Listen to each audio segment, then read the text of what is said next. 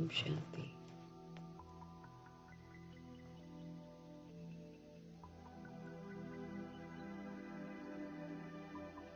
हम आत्माओं को सत्य की स्मृति दिलाकर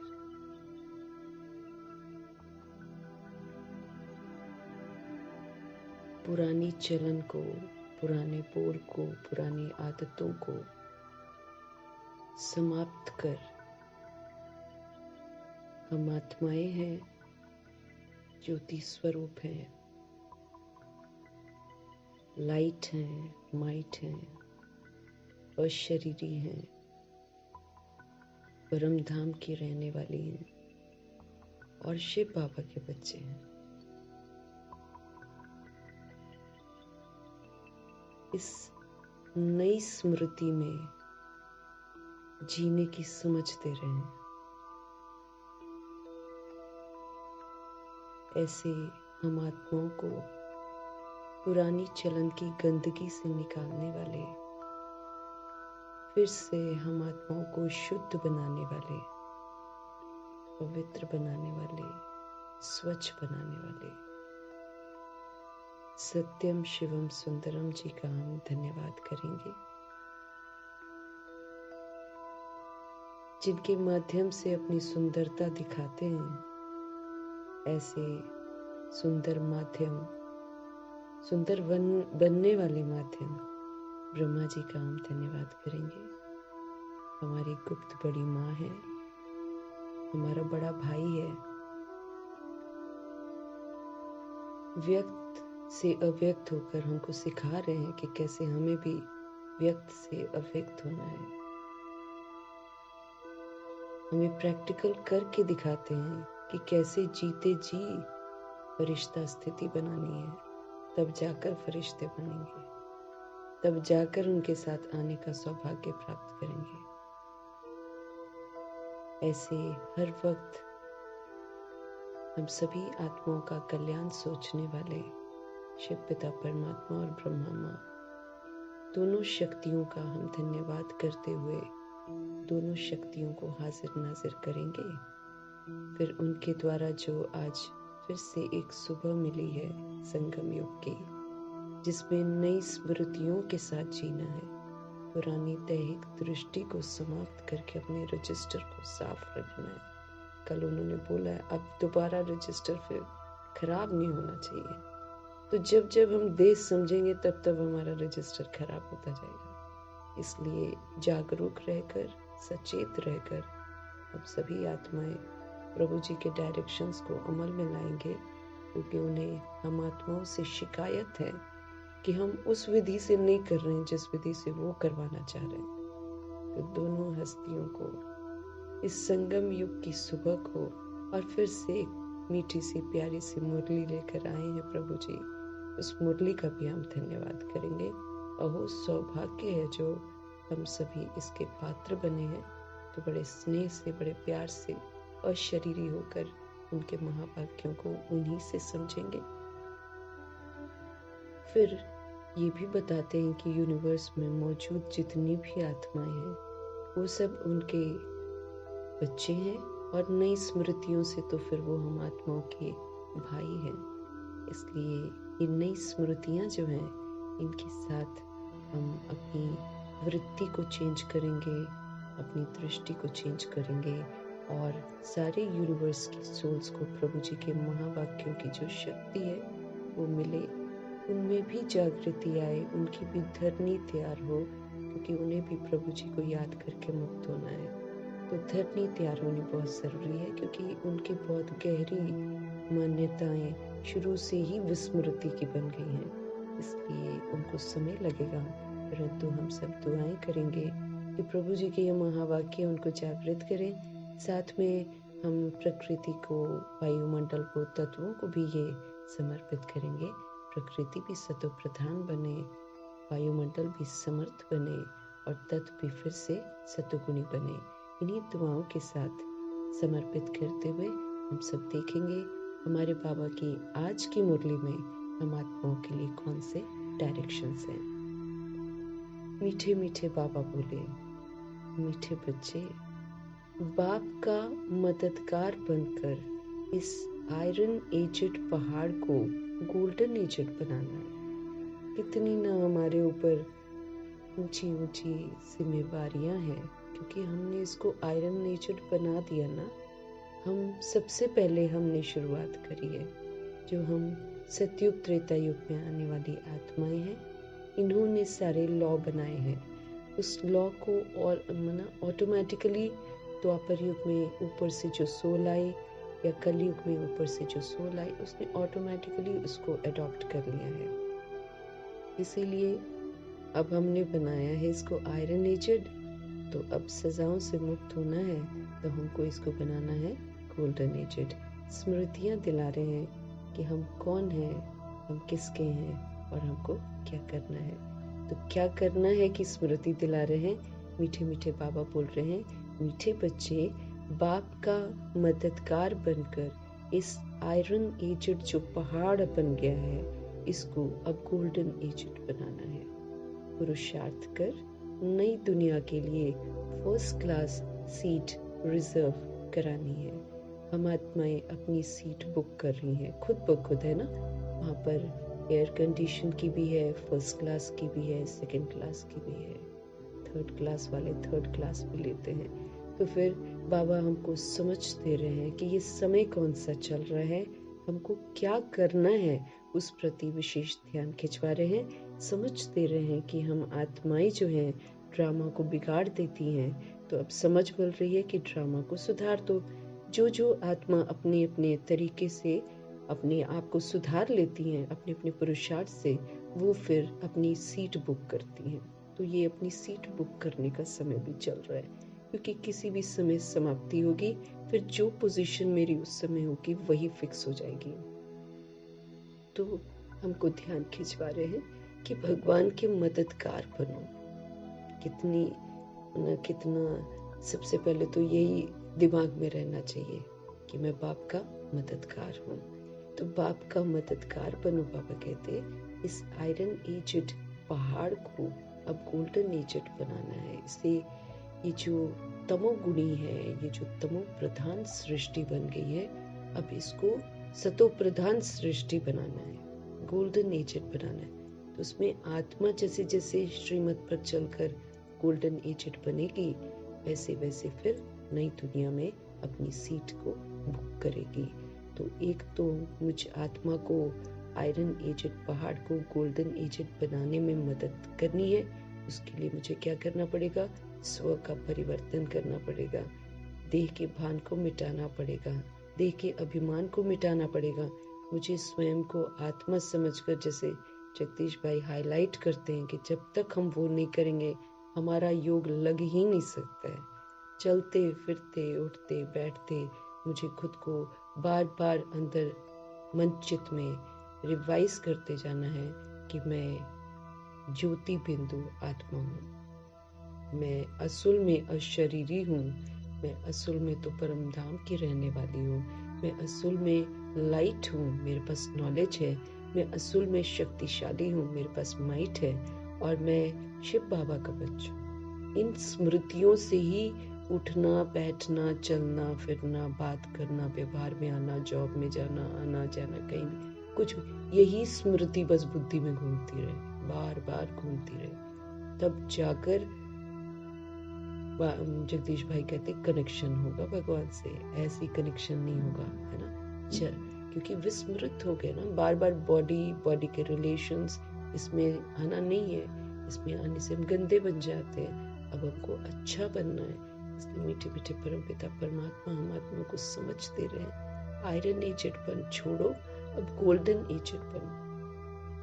हम बनेंगे तभी तो हम मदद करेंगे भगवान की, तभी तो ये गोल्डन एजेड दुनिया आएगी। बाबा अकेले क्या करेंगे? हम ही तो गंदे हुए, तो हमको अच्छा बनना है। फिर हम जब खुद अच्छे बनेंगे, माना हम दुनिया को अच्छा बना रहे हैं, फिर पुरुषार्थ कर हमको नई दुनिया में अपने लिए फर्स्ट क्लास की सीट रिजर्व करनी है। बाबा नहीं चाहते हैं, बाबा यूं तो कहते हैं एयर कंडीशन की सीट बुक करो, वो अष्ट रत्न जो अपने लिए बुक करते हैं। लेकिन फिर भी अगर नहीं कर पाते तो प्रभु जी कहते कम से कम फर्स्ट क्लास सीट तो रिजर्व करो अपने लिए, है ना।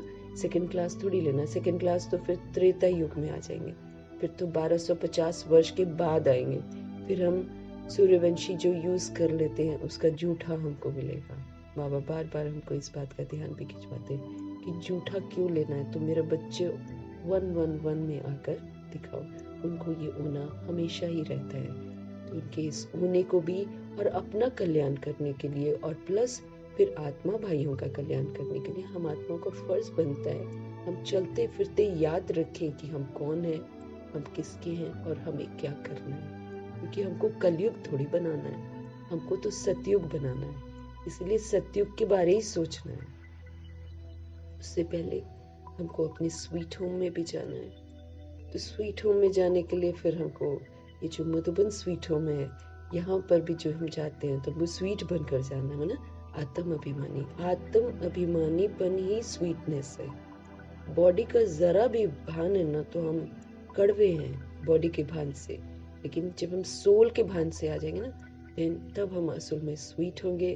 तब हम प्रभु जी का जो ये स्वीट होम साकार दुनिया में मधुबन, यहाँ पर जाकर अपनी फर्ज अदाई करेंगे और इसको खराब नहीं करेंगे। नहीं तो हम खराब कर देते ना, अगर हम बॉडी समझ कर जाते तो हम उसको खराब करके आते हैं।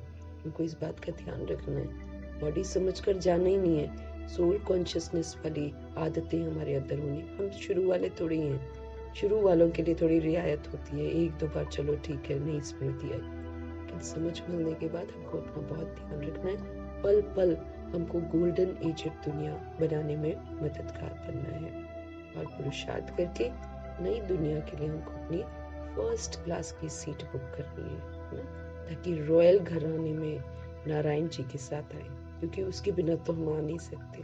तो ध्यान रखेंगे मुझे क्या करना है, मुझे गोल्डन एजेड दुनिया बनानी है, मुझे अपनी सीट रिजर्व करनी है, बुक करनी है। आज का प्रश्न है, हमारे शिव बाबा की फर्ज अदाई क्या है? कौन सा फर्ज पूरा करने के लिए संगम पर हमारे बाबा को पतित दुनिया में आना पड़ता है? उत्तर है, बीमार और दुखी बच्चों को सुखी बनाने आए हैं। हम सारे ही बीमार हो जाते हैं, सारे के सारे। हम सभी के अंदर देह का भान, देह का अभिमान, देह की गंदगी एकदम शूद्र बन जाते हैं। अब प्रभु जी आकर हमको बताते हैं कि हमारी असली बीमारी क्या है। हम तो शरीर के रोगों को लेकर बोल देते ना, ये रोग लग गया, वो रोग लग गया। प्रभु जी वो तो रोग ठीक नहीं होते ना, कोई कर ही नहीं सकता ना ठीक। अगर एक तरफ दवाई हम खाते हैं that is a temporary treatment ना, बिकॉज डॉक्टर को तो पता ही नहीं है कि हमको बीमारी क्या है। तो जड़ जो है बीमारी की वो बाबा आकर हमको बताते हैं, वो जड़ है देह का अभिमान। देह के अभिमान में जो हम करते हैं, जो भी हम करते हैं, अनेकों बीमारियां भैया देह अभिमान के अंदर। तो देह को देखना, दैहिक दृष्टि, दैहिक वृत्ति, दैहिक कृति, परचिंतन, प्रदर्शन, परमत, परदोष, question, correction, quotation, reaction, rejection, absorption, reflection, हम क्या नहीं करते, सारे पुट्ठे काम करते हैं। आत्मा आत्मा भाई भाई बॉडी में आकर एक दूसरे के कितने दुश्मन बन जाते हैं और क्या नहीं करते हैं। नेगेटिव सोचना है ना, नेगेटिव सोचना, इविल सोचना, यही तो है। किसी का बुरा सोच लेना, किसी से गुस्सा हो जाना, नाराज हो जाना, रोना धोना, सारे पुट्ठे काम करते हैं। तो हम इसीलिए कभी ठीक ही नहीं होते, कभी कोई रोग शारीरिक, क्योंकि सोल को रोग लगे हुए हैं। ये बाबा आकर हमको बताते हैं तुम सोल के रोग को ठीक करो, शरीर के रोग सारे ठीक हो जाएंगे। ये समझ देते हैं। तो बाप की फर्ज अदाई क्या है? उनकी फर्ज अदाई है कि हम सभी आत्माएं जब बीमार हो जाते हैं, जब दुखी हो जाते हैं, तो वो हम आत्माओं को सुखी बनाने आते हैं। फिर वो कहते हैं माया के फंदे से निकालकर घनेरे सुख देने, ये बाप की फर्ज अदाई है। हम माया के फंदे में बंधे हुए है ना, एकदम सारे उलझे हुए एक दूसरे के साथ पूरी। इसलिए हम जो सतयुग त्रेता युग में आने वाली सोल्स है ना, ये हम सारा द्वापर युग और कलयुग की जितनी करोड़ों की आबादी है, करोड़ों की, क्योंकि ये 2500 वर्ष में जो वृद्धि होती है उसमें तो 16,108.33 करोड़ आत्माएं 2500 वर्ष में बढ़ जाती हैं। चलो इसमें तो विकार नहीं होते हैं, लेकिन ऑफकोर्स पावर धीरे धीरे घटती जाती है सोल की, क्योंकि वो आधार लेना शुरू कर देती है बॉडी का, चीजों का। लेकिन द्वापर युग के बाद, कलयुग तो अभी पूरा हुआ नहीं है ना, इस समय तक भी 800 करोड़ आबादी होगी, उतने ही वर्ष भी नहीं पूरे हुए हैं तो इतनी बढ़ गई। अब ये जो द्वापर युग और कलयुग में आई हुई सोल्स है, इन सभी का कनेक्शन ये 16,108.33 करोड़ आत्माओं के साथ है। हम सभी एक दूसरे के साथ उलझे हुए हैं, क्योंकि उनको कुछ नहीं पता, वो तो ऊपर से नीचे आए, हमारी हरकतों को देखकर उन्होंने कैच कर लिया वाइब्रेशंस का ना। तो हम सभी बीमार हो गए। हमारी बीमारी, हम आत्माएं हैं, आत्मा बीमार हो गई है। तो बीमार और दुखी बच्चों को मीठे मीठे परमपिता परमात्मा सुखी बनाने के लिए आए हैं। माया के फंदे से निकाल कर घनेरे सुख देने के लिए आए हैं। कहते हैं माया के फंदे से निकलो। व्हाट इज माया? देह का भान, देह का अभिमान। ये मायावी है, ये झूठ है, ये खत्म हो जाता है। देह मर जाती है, देह का अभिमान भी मर जाता है। हर बार मरा है, 63 बार मरा होगा हमारे देह का अभिमान और देह, है ना। देह का अभिमान मेन तो 42 जन्म हुआ है, शुरू तो फिर भी हम ठीक थे, लेकिन ये जो 42 जन्म हमने लिए हैं कलयुग में, 42 बार बॉडी छोड़ी है, ये तो हम देह के भान में, देह के अभिमान में आ गए थे, तो इसमें हम हो गए बहुत ज्यादा बीमार। वो बीमारी हमको लगी थी अभिमान की, फिर लगी बीमारी हमको काम क्रोध लोभ मोह अहंकार की, फिर हमें बीमारी लगी ईर्ष्या द्वेष अलबेलापन सुस्ती आलस्य की, फिर और न जाने कितने कितने सूक्ष्म बच्चे हैं मुख्य विकारों, सारे रोग हमको लग गए। पास्ट का चिंतन, पर चिंतन, न जाने हम क्या क्या करते रहे, ये सारी हमको बीमारियां लगी हुई हैं। अब ये चूंकि बीमारियां हैं इसीलिए हमको दुख होता है। अब प्रभु जी हमको सुखी बनाने के लिए आए हैं, तो कहते ये जो माया रूपी मायावी चीजें तुमने अपनी बुद्धि में डाल रखी है ना, इस फंदे से तुम बाहर निकलो। माया के फंदे में फंसे हुए हैं, इसको निकाल कर फिर प्रभु जी हमें घनेरे सुख देने के लिए आए हैं। 2500 वर्ष के घनेरे सुख, वो स्थूल रूप में, लेकिन अभी सूक्ष्म रूप में भी हम लोग सारे सुख जो है वो प्राप्त करते हैं। ये हमारे शिव बाबा की फर्ज अदाई है, जो संगम पर ही बाप पूरी करते हैं। बाबा कहते हैं मैं आया हूँ तुम सबका मर्ज मिटाने के लिए। मर्ज अगेन बीमारी है ना, सब पर कृपा करने के लिए आया हूँ। तो ये जो मुरली है, ये जो प्रभु का साथ है, ये उनकी कृपा है, ये उनकी दया है, ये उनकी रहम दिली है, जो हम इतने गिर गए हैं, लेकिन बाबा हमको उसमें से उठा रहे हैं, फिर से हमारी गंदगी को हम ही से साफ करवा रहे हैं क्योंकि वो वैसा वाला मम्मी पापा नहीं है कि मिट्टी थोड़ी बाहर की लगी हुई है कि उसको ले जाके नहलाना धुलाना। वो तो हम साफ सुथरे बाहर से हैं, लेकिन सारी अंदर गंदगी मची हुई है, अंदर आत्मा के अंदर। उस आत्मा की सफाई करने के लिए आए हैं। हम आत्मा को जागृत करते हैं, स्मृतियों से हमें साफ करवाते हैं, हमें श्रेष्ठ स्मृतियां दिलाते हैं कि हम कौन हैं। उन श्रेष्ठ स्मृतियों से फिर हमको बोलते हैं अब अपने को क्लीन करो, श्रेष्ठ स्मृतियों को अब अपने अंदर फीड करो मनचित पर।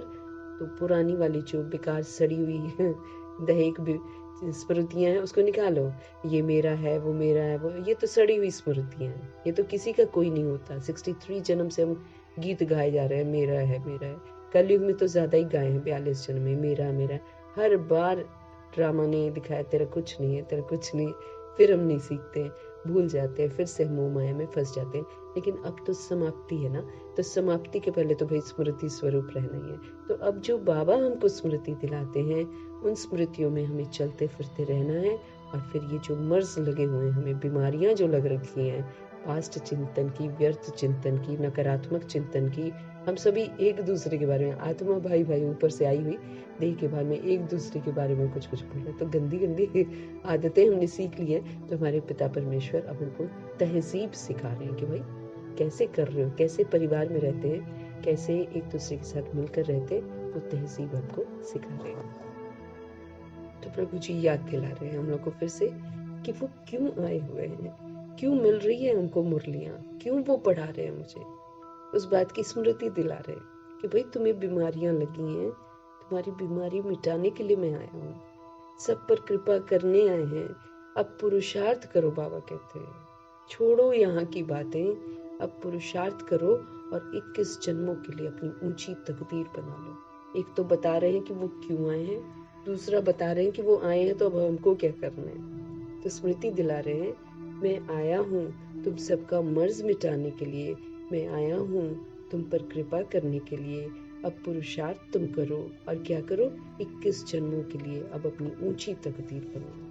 मैं ऊंची स्मृतियां जो दिला रहा हूँ, इन ऊंची स्मृतियों की कलम से अपनी तकदीर की तस्वीर बनाओ। ये बाबा हमको समझ दे रहे हैं। तो फर्ज अदाई वो निभा रहे हैं, तो फर्ज अदाई मुझे भी तो पूरी करनी है ना। अब वो तो आ गए हमें ठीक करने, अब हमें तो ठीक होना है ना। हमारी ट्रीटमेंट हो रही है, हमारे रूहानी सर्जन हमको ठीक कर रहे हैं। हम जितना प्योर होते जाएंगे हमारी सारी बीमारियां खत्म हो जाएंगी, शारीरिक बीमारियां सारी खत्म हो जाएंगी, जो मानसिक भी लगी हुई है ना। मैं मानसिक तौर पे भी हम लोग कमजोर सोचते हैं हर बार। अब कमजोरियों से भी बाबा बाहर निकालते भाई ऊंची स्मृतियों में रहो, तुम ऊंचे धाम के रहने वाले, तो अपनी ओरिजिनलिटी में लौटना है। मर्ज जो लग गए हैं, जो माया के फंदे में हम फंसे हुए हैं, उस फंदे से हमको निकलना है। या तो ड्रामा मार मार के निकालेगा सजाओं के द्वारा, या बाबा के कहने पर निकल जाए। तो सहज तो यही है कि हम भगवान जी के कहने से निकल जाए, बजाय इसके कि लज्जित हुए, मार खाएं और फिर माया के फंदे से निकले। तो पुरानी चलन, पुरानी आदतें, इससे हमको मुक्त होना है। अब चलते फिरते सच में यही सोचना है मैं सोल हूँ, मैं तो निराकार ज्योति बिंदु हूँ, और मैं तो लाइट हूँ, मैं तो नॉलेज हूँ, मैं माइट हूँ, पावर हूँ, मैं परम धाम की रहने वाली हूँ, और मैं अशरीरी हूँ। इससे शरीर का भान ही खत्म। जब मैं हुई अशरीरी तो शरीर का भान खत्म ना इससे। और मैं परम धाम की हूँ तो ऊंची स्थिति होगी। किसका बच्चा हूँ मैं? शिव बाबा का बच्चा हूँ। सबूत देना पड़ेगा मुझे। समझ मिल गई है, सबूत नहीं दिया तो मार खाएंगे।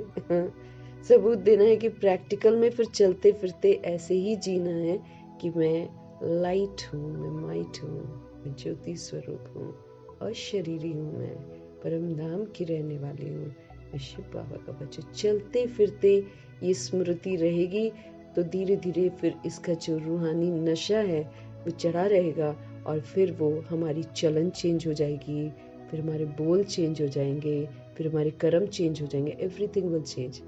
जब तक हम इसको बार बार अपनी स्मृतियों में नहीं रखेंगे हम बदलेंगे ही नहीं।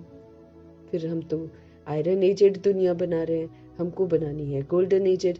हमारे मीठे से प्यारे से परमपिता परमात्मा हम आत्माओं से मदद मांग रहे हैं, मदद। हम आत्माएं भगवान के मददगार बन सकते हैं।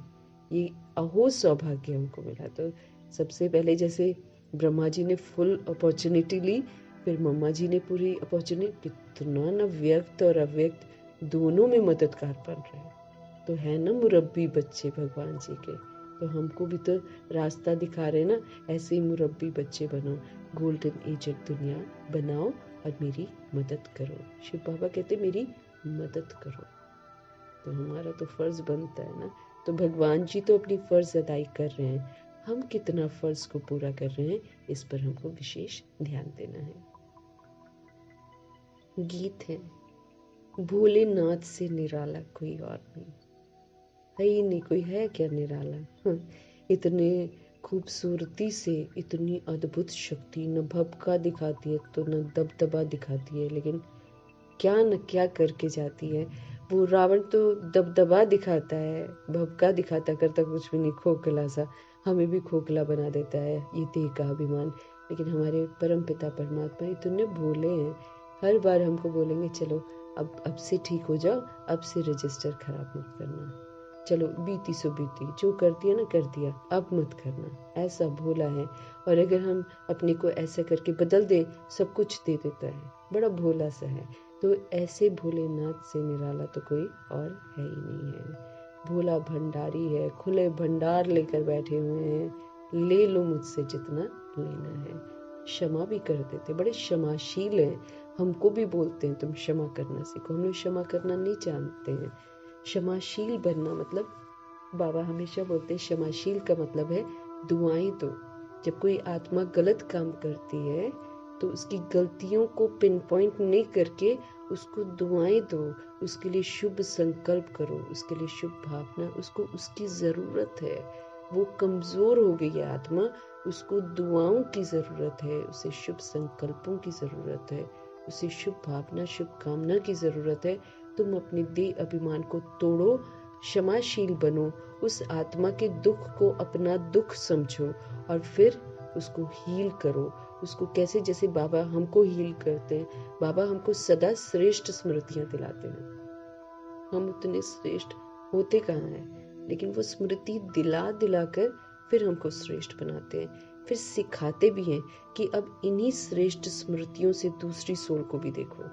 अब जैसे बाबा हमको बोल रहे हैं कि आप आत्मा हो, ज्योति स्वरूप हो, तो वर्ल्ड में मौजूद सारी आत्माएं ही तो, जितने भी लोग हैं देव में बैठे हुए, वो सारी आत्माएं ही तो हैं, वो सभी ज्योति स्वरूप ही तो हैं, वो सभी लाइट ही तो हैं, वो सभी माइट ही तो हैं। अभी भूल गई है ना, वो सभी अशरीरी ही तो हैं, वो सभी शिव बाबा के बच्चे ही तो हैं, वो सभी परम धाम से ही तो आए हैं। यही दृष्टि वृत्ति बाबा पक्की करने के लिए हमको बोलते हैं और इसी दृष्टि वृत्ति से उनको भी देखने के लिए बोल रहे हैं। तो मैं अगर सतोगुणी आत्मा हूँ तो मुझे याद रखना है जितने भी लोग हैं सब सतोगुणी आत्मा ही है। ये ओरिजिनलिटी है सभी की, चाहे कितना भी विस्मृति का पाठ बोलूं बजा रही, लेकिन है वो सतोगुणी आत्मा। वो मेरे भाई हैं, वो मेरे शिव बाबा के बच्चे हैं, भले वो इस समय आतंकवादी क्यों ना हो, वो मुस्लिम हो, सिख हो, जो भी हो। अरे वो तो बाहर का शरीर है, वो तो खत्म हो जाएगा।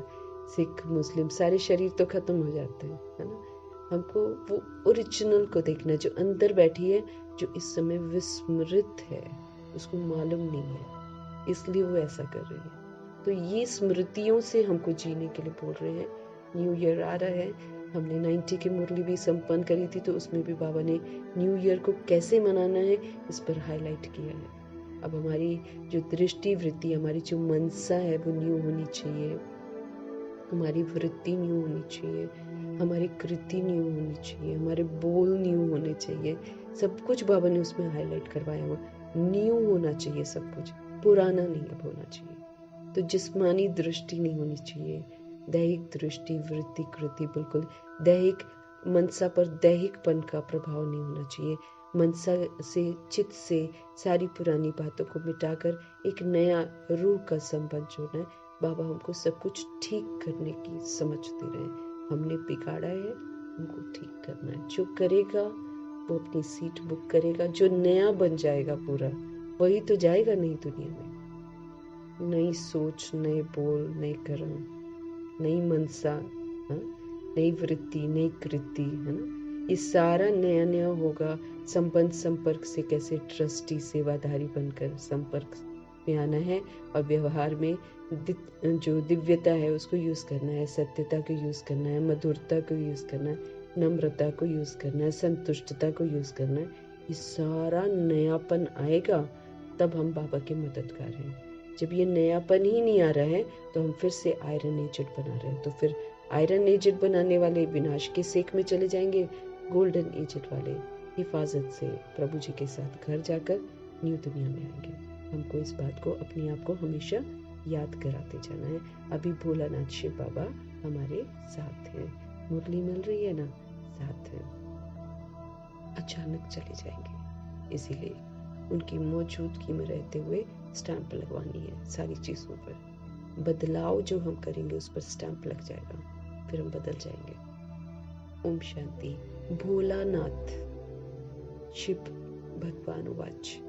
ब्रह्मा मुख कमल से, बाप कहते हैं ब्रह्मा मुख कमल, क्योंकि ब्रह्मा जो दादा लेखराज हैं, दादा लेखराज पूरे मर गए, एकदम मर गए, दोबारा दिखाई नहीं दिए। इसीलिए ब्रह्मा जी बिल्कुल न्यू है, तो इसलिए उनका मुख, भले बॉडी पुरानी है लेकिन वो आत्मा बिल्कुल न्यू हो गई थी, तो इसलिए उनका मुख जो है ना कमल है ना, उसपे प्योर है, प्योर मुख कमल बना, तब तो बाबा उनको यूज करते हैं, उससे पहले तो यूज नहीं करते, उससे पहले तो साक्षात्कार कराते रहते हैं।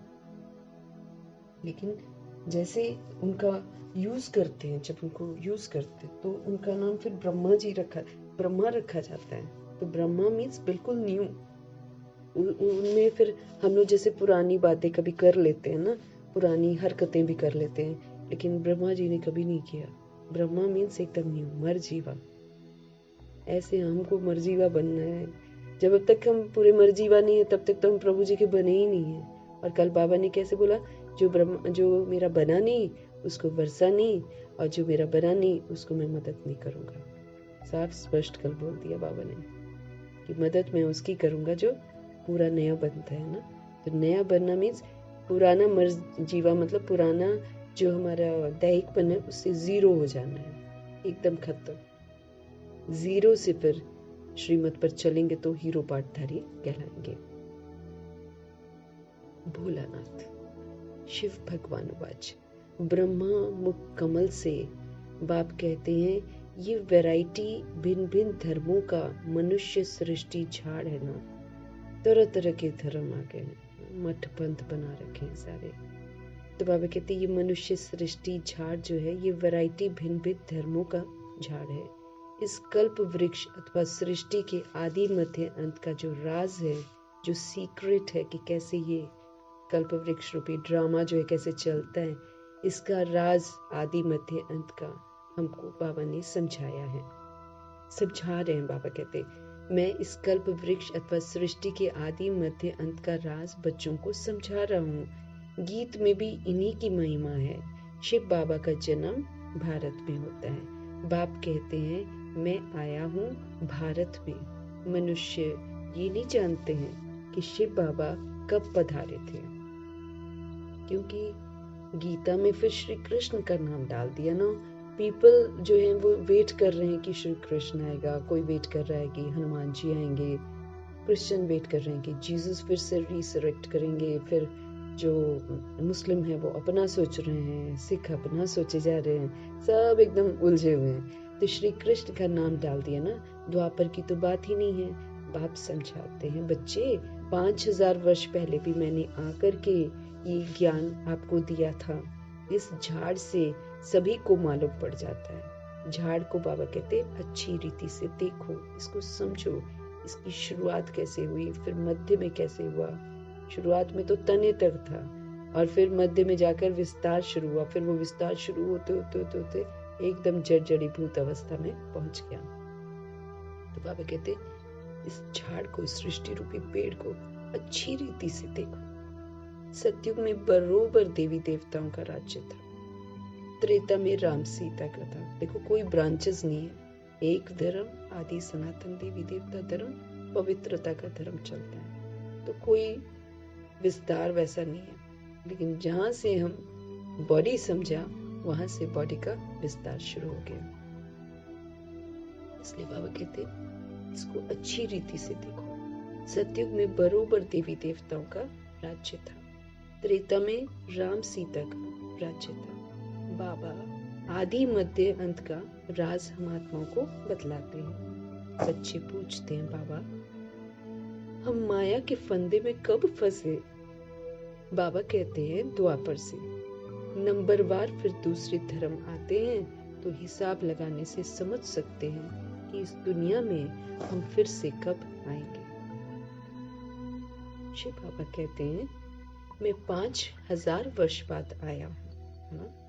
कल्प में एक ही बार आते हैं। वो जो सर्कल एक पूरा घूमता है तो 5000 वर्ष के बाद शिव बाबा फिर आते हैं ना। कलयुग के आखिरी 100 वर्ष होते हैं, वहां से शुरुआत करते हैं तो वो 5000 काउंट करते हैं। तो बाबा कहते हैं मैं 5000 वर्ष बाद आया हूँ, संगम पर आया हूँ। मैं तो अपना फर्ज निभाने के लिए आया हूँ। उनको समझते रहे कि मैं तो, और वो अपना फर्ज कभी भूलते नहीं है। निरंतर वो जागृत अवस्था में हम आत्मा को, रोज हम सो जाते हैं, वो थोड़ी सोते हैं। वो तो भंडारे, कोई भी रात को उठकर 2 बजे भी खजाने ले सकता है। कोई किसी में बाहर का प्रभाव बाबा के साथ अंतर्मुखी है तो ब्रह्मा जी की तरह वो 10 बजे के बाद भी जाग सकता है ना। ब्रह्मा जी भी तो जाग जाते थे, तो 10:30, 11, 12 कभी कभी तो सोते ही नहीं थे। तो पावर होती है ना, फिर प्रभु जी के साथ है। बाबा तो उनके लिए मना करते हैं ना, जो फिर टीवी मोबाइल्स वगैरह देखते रहते हैं, गंद देखते, फिर उनको बाहर का जो प्रभाव है ना वो प्रभावित करता है, क्योंकि बाहर तो चारों तरफ चोरी डकैती हर तरह का गंदा काम 10 बजे के बाद शुरू होता है। इसलिए बाबा हम लोग को बोल देते हैं कि आप लोग 10 बजे सो जाओ, ताकि उसका प्रभाव नहीं, क्योंकि प्रभाव पड़ता है, वाइब्रेशंस आते हैं, फिर सोल वैसी वैसी होने लग जाती है। इसलिए उससे बेटर है सो जाओ, प्रभु जी की यादों में सो जाओ, और फिर उसके बाद सुबह को कभी भी 2 बजे उठ जाओ, 3 बजे उठ जाओ। तो शिव बाबा कह रहे हैं कि ये 5000 वर्ष बाद है, इसलिए ब्रह्मा जी पूरा लुत्फ लेते हैं, वो एक पल भी मिस नहीं करते हैं प्रभु जी का। प्रभु जी क्या कह रहे हैं, हमेशा रथ बनकर तैयार रहते हैं, और फिर क्या करना है, कैसे करना, इस बात का पूरा ध्यान रखते हैं। अपने आप को ठीक करने में उन्होंने पूरा पुरुषार्थ कर लिया ना, इसलिए उनका ध्यान बाहर की दुनिया में गया ही नहीं ना। गोल्डन एजेड बनना बहुत ऊंची मंजिल है ना, तो इस ऊंची मंजिल में अगर हमको जाना है तो पुरानी दुनिया को तो भूलना ही पड़ेगा, तभी जा सकते हैं। पुरानी दुनिया को भूलेंगे नहीं तो गोल्डन एजेड कैसे बनेंगे, सीट कैसे रिजर्व करेंगे। इसलिए उन्होंने पूरा ही अपने आप को इसमें इन्वॉल्व कर लिया था, ज्ञान योग धारणा सेवा में। तो उन्होंने 1 सेकंड भी वेस्ट नहीं किया। भगवान जी के साथ अपना पूरा वक्त यहाँ भी बिताया, अभी अव्यक्त वतन में उन्हीं के साथ है। तो फिर उनके समीप तो है ना, चलो बाबा परम धाम में चले जाते हैं, लेकिन समीप तो है, सूक्ष्म वतन तक पहुंचना भी तो कितनी बड़ी बात है। शिव बाबा कहते हैं मैं 5000 वर्ष के बाद आया। एक सच्चा दोस्त हमको 5000 वर्ष के बाद मिलता है, एक सच्चा माता पिता हमको 5000 वर्ष के बाद मिलता है, एक सच्चा साजन, सच्चा बच्चा, सच्चा भाई बहन, हर संबंध में शिव बाबा हमको 5000 मना। जो चीज हम देहधारियों में ढूंढते हैं, वो चीज जो जो अलौकिक चीज हम ढूंढते हैं, जो सूक्ष्म आत्मा ढूंढती है, वो सभी कुछ देने तो प्रभु जी हैं, तो प्रभु जी के साथ रहना है ना। तो शिव बाबा कहते हैं मैं 5000 वर्ष बाद आया हूँ, संगम पर अपना फर्ज निभाने के लिए आया हूँ। तो अपना फर्ज पूरा निभाते हैं। सभी जो भी मनुष्य मात्र हैं सभी दुखी हैं, सब देह समझ रहे हैं तो दुखी हैं, सारे के सारे देह समझते हैं, देह के भान में खाते पीते उठते बैठते हैं तो सब गलत कर रहे हैं, और सब गलत कर रहे हैं तो सब दुखी हैं, परेशान हैं। उनमें भी खास भारतवासी, क्योंकि भारत में 5000 वर्ष का ड्रामा चलता है। तो भारतवासी कौन होते हैं? जो भारत को स्वर्ग बनाने में मददगार बनते हैं। तो वही सूर्यवंशी आत्माएं और चंद्रवंशी आत्माएं। तो अभी एंड वाले जन्म में दुखी सबसे ज्यादा भारतवासी हो जाते हैं, क्योंकि भारत में ही सबसे पहले रावण को यूज करना शुरू किया, तो उसका प्रभाव बहुत ज्यादा है। यहीं पर सबसे ज्यादा ईर्ष्या, द्वेष, नफरत, बदले की भावना, मेरे तेरे की भावना भारत में ही है ना सबसे ज्यादा, क्योंकि यहीं पर शुरुआत हुई है। रावण बाद में गया है सब जगह, लेकिन सबसे पहले शुरू यहाँ पर हुआ है, इसलिए दुख ज्यादा भारत में है। तब से जब से रावण आया, जब से देह अभिमान आया, तभी से तो दुखों की शुरुआत हुई है, तभी से फिर छीना झपटी शुरू हुई है। देह अभिमान आया, सबने लूटना शुरू कर दिया। जब आत्मा थे तो गोल्ड गोल्ड गोल्ड था सब कुछ, किसी की हिम्मत नहीं थी अंदर प्रवेश करने। लेकिन जब सोल ने मर्यादा की लकीर को क्रॉस किया तो सबने उसको लूटा है। इसलिए सूर्यवंशी और चंद्रवंशी आत्मा के साथ ना द्वापर युग और कलयुग की आत्माएं तंग करती हैं, इसलिए तंग करती हैं। ये एक तरह से हिसाब किताब भी चुकता होता है कि हमारी विस्मृति का प्रभाव उन पर है ना। तो ये जब वो लोग हमको तंग करते हैं ना, तो हिसाब किताब भी सेटल होता है। इसीलिए सभी दुखी हैं, उनमें भी खास भारतवासी दुखी। ड्रामा के अनुसार भारत को ही मैं सुखी बनाता हूँ। बाप का फर्ज होता है ना बच्चे बीमार पड़े हैं तो उनकी दवा दरमन करना, ये तो बाप ही करेगा ना। तो शरीर का बाप क्या कर सकता है? शरीर का बाप तो पैसा खर्च कर सकते हैं, लेकिन शरीर के बाप को वो पता थोड़ी है कि रोग इसको क्यों लगा है। इसलिए हर आत्मा का अपना अपना रोग है, अपने अपने हिसाब किताब लेकर आती है। अब तो बचपन से ही जैसे पैदा होती है रोग ही रोग होते हैं। तो ये सारा जो है हिसाब किताब की बंधनों में हम सारे बंधे हुए हैं।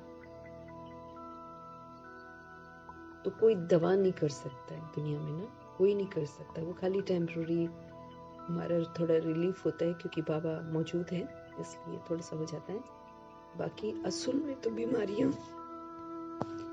में तो हमारी बीमारियां दूर ही तब होंगी जब हम अपने को आत्मा समझकर अपने सतगुणी स्वधर्म में स्थित होकर, अपने स्वस्थिति में स्थित होकर, बिना कोई शिकवा शिकायत किए सारी परिस्थितियों को, विघ्नों को पार करते हुए श्रीमत पर चलते रहें, तब जाकर हमारे रोग दूर हो जाएंगे।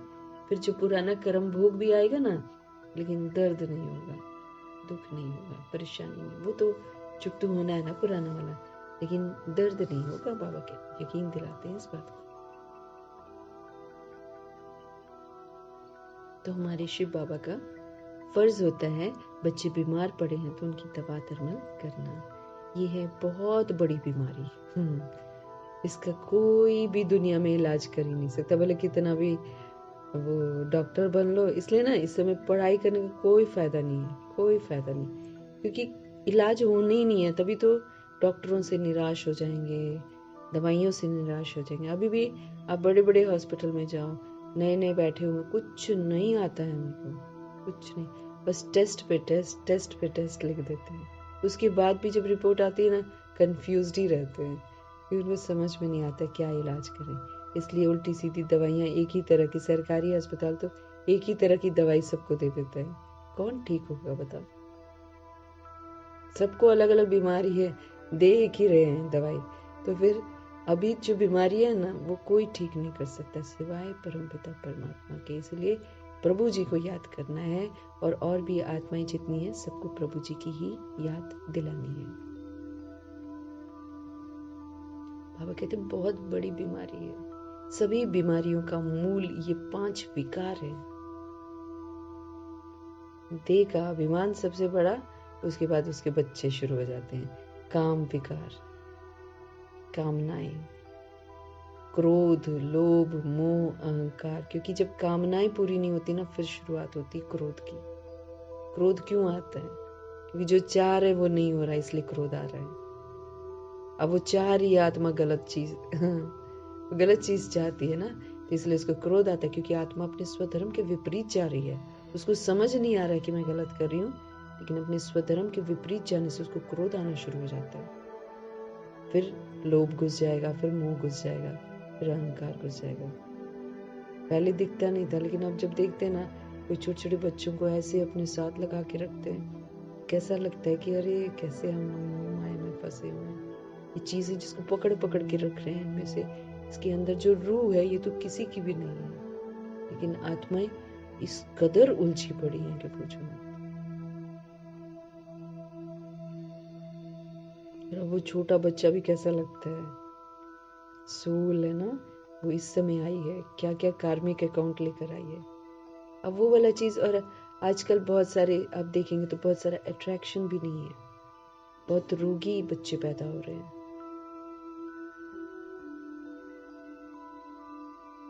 बीमारियां लगी हुई हैं, कड़ी बीमारियां हैं और बड़ी बीमारियां हैं। 5 विकार, बीमारियों का मूल है ये 5 विकार। बच्चे पूछते हैं ये कब से शुरू हुए? द्वापर से। रावण की बात समझानी है। रावण को कोई देखा नहीं जाता है, वो दिखता थोड़ी है, वो तो एफिजी बनाते हैं उसकी बस 10 सिरों वाली। लेकिन यादगार है कि ये 10 सिर अपने अंदर घुसे हुए हैं बुद्धि में। रावण घुस गया कि मैं देह हूँ, फिर घुस गया मैं देह का भान हूँ, फिर घुसा अभिमान, बढ़ता ही चला गया, बढ़ता चला गया। तो इतराते हैं मनुष्य अपने काम, क्रोध, लोभ, मोह, अहंकार को, उसको पर्सनालिटी समझ बैठे। बाबा कहते प्योरिटी पर्सनालिटी है, और आत्म अभिमानी स्थिति पर्सनालिटी है, और बॉडी कॉन्शियस वाले लोग बॉडी को पर्सनालिटी समझकर बॉडी को देख रहे हैं, बॉडी को बना रहे हैं, बॉडी को सब कुछ कर रहे हैं। उतने रोग बढ़ते चले जाते हैं।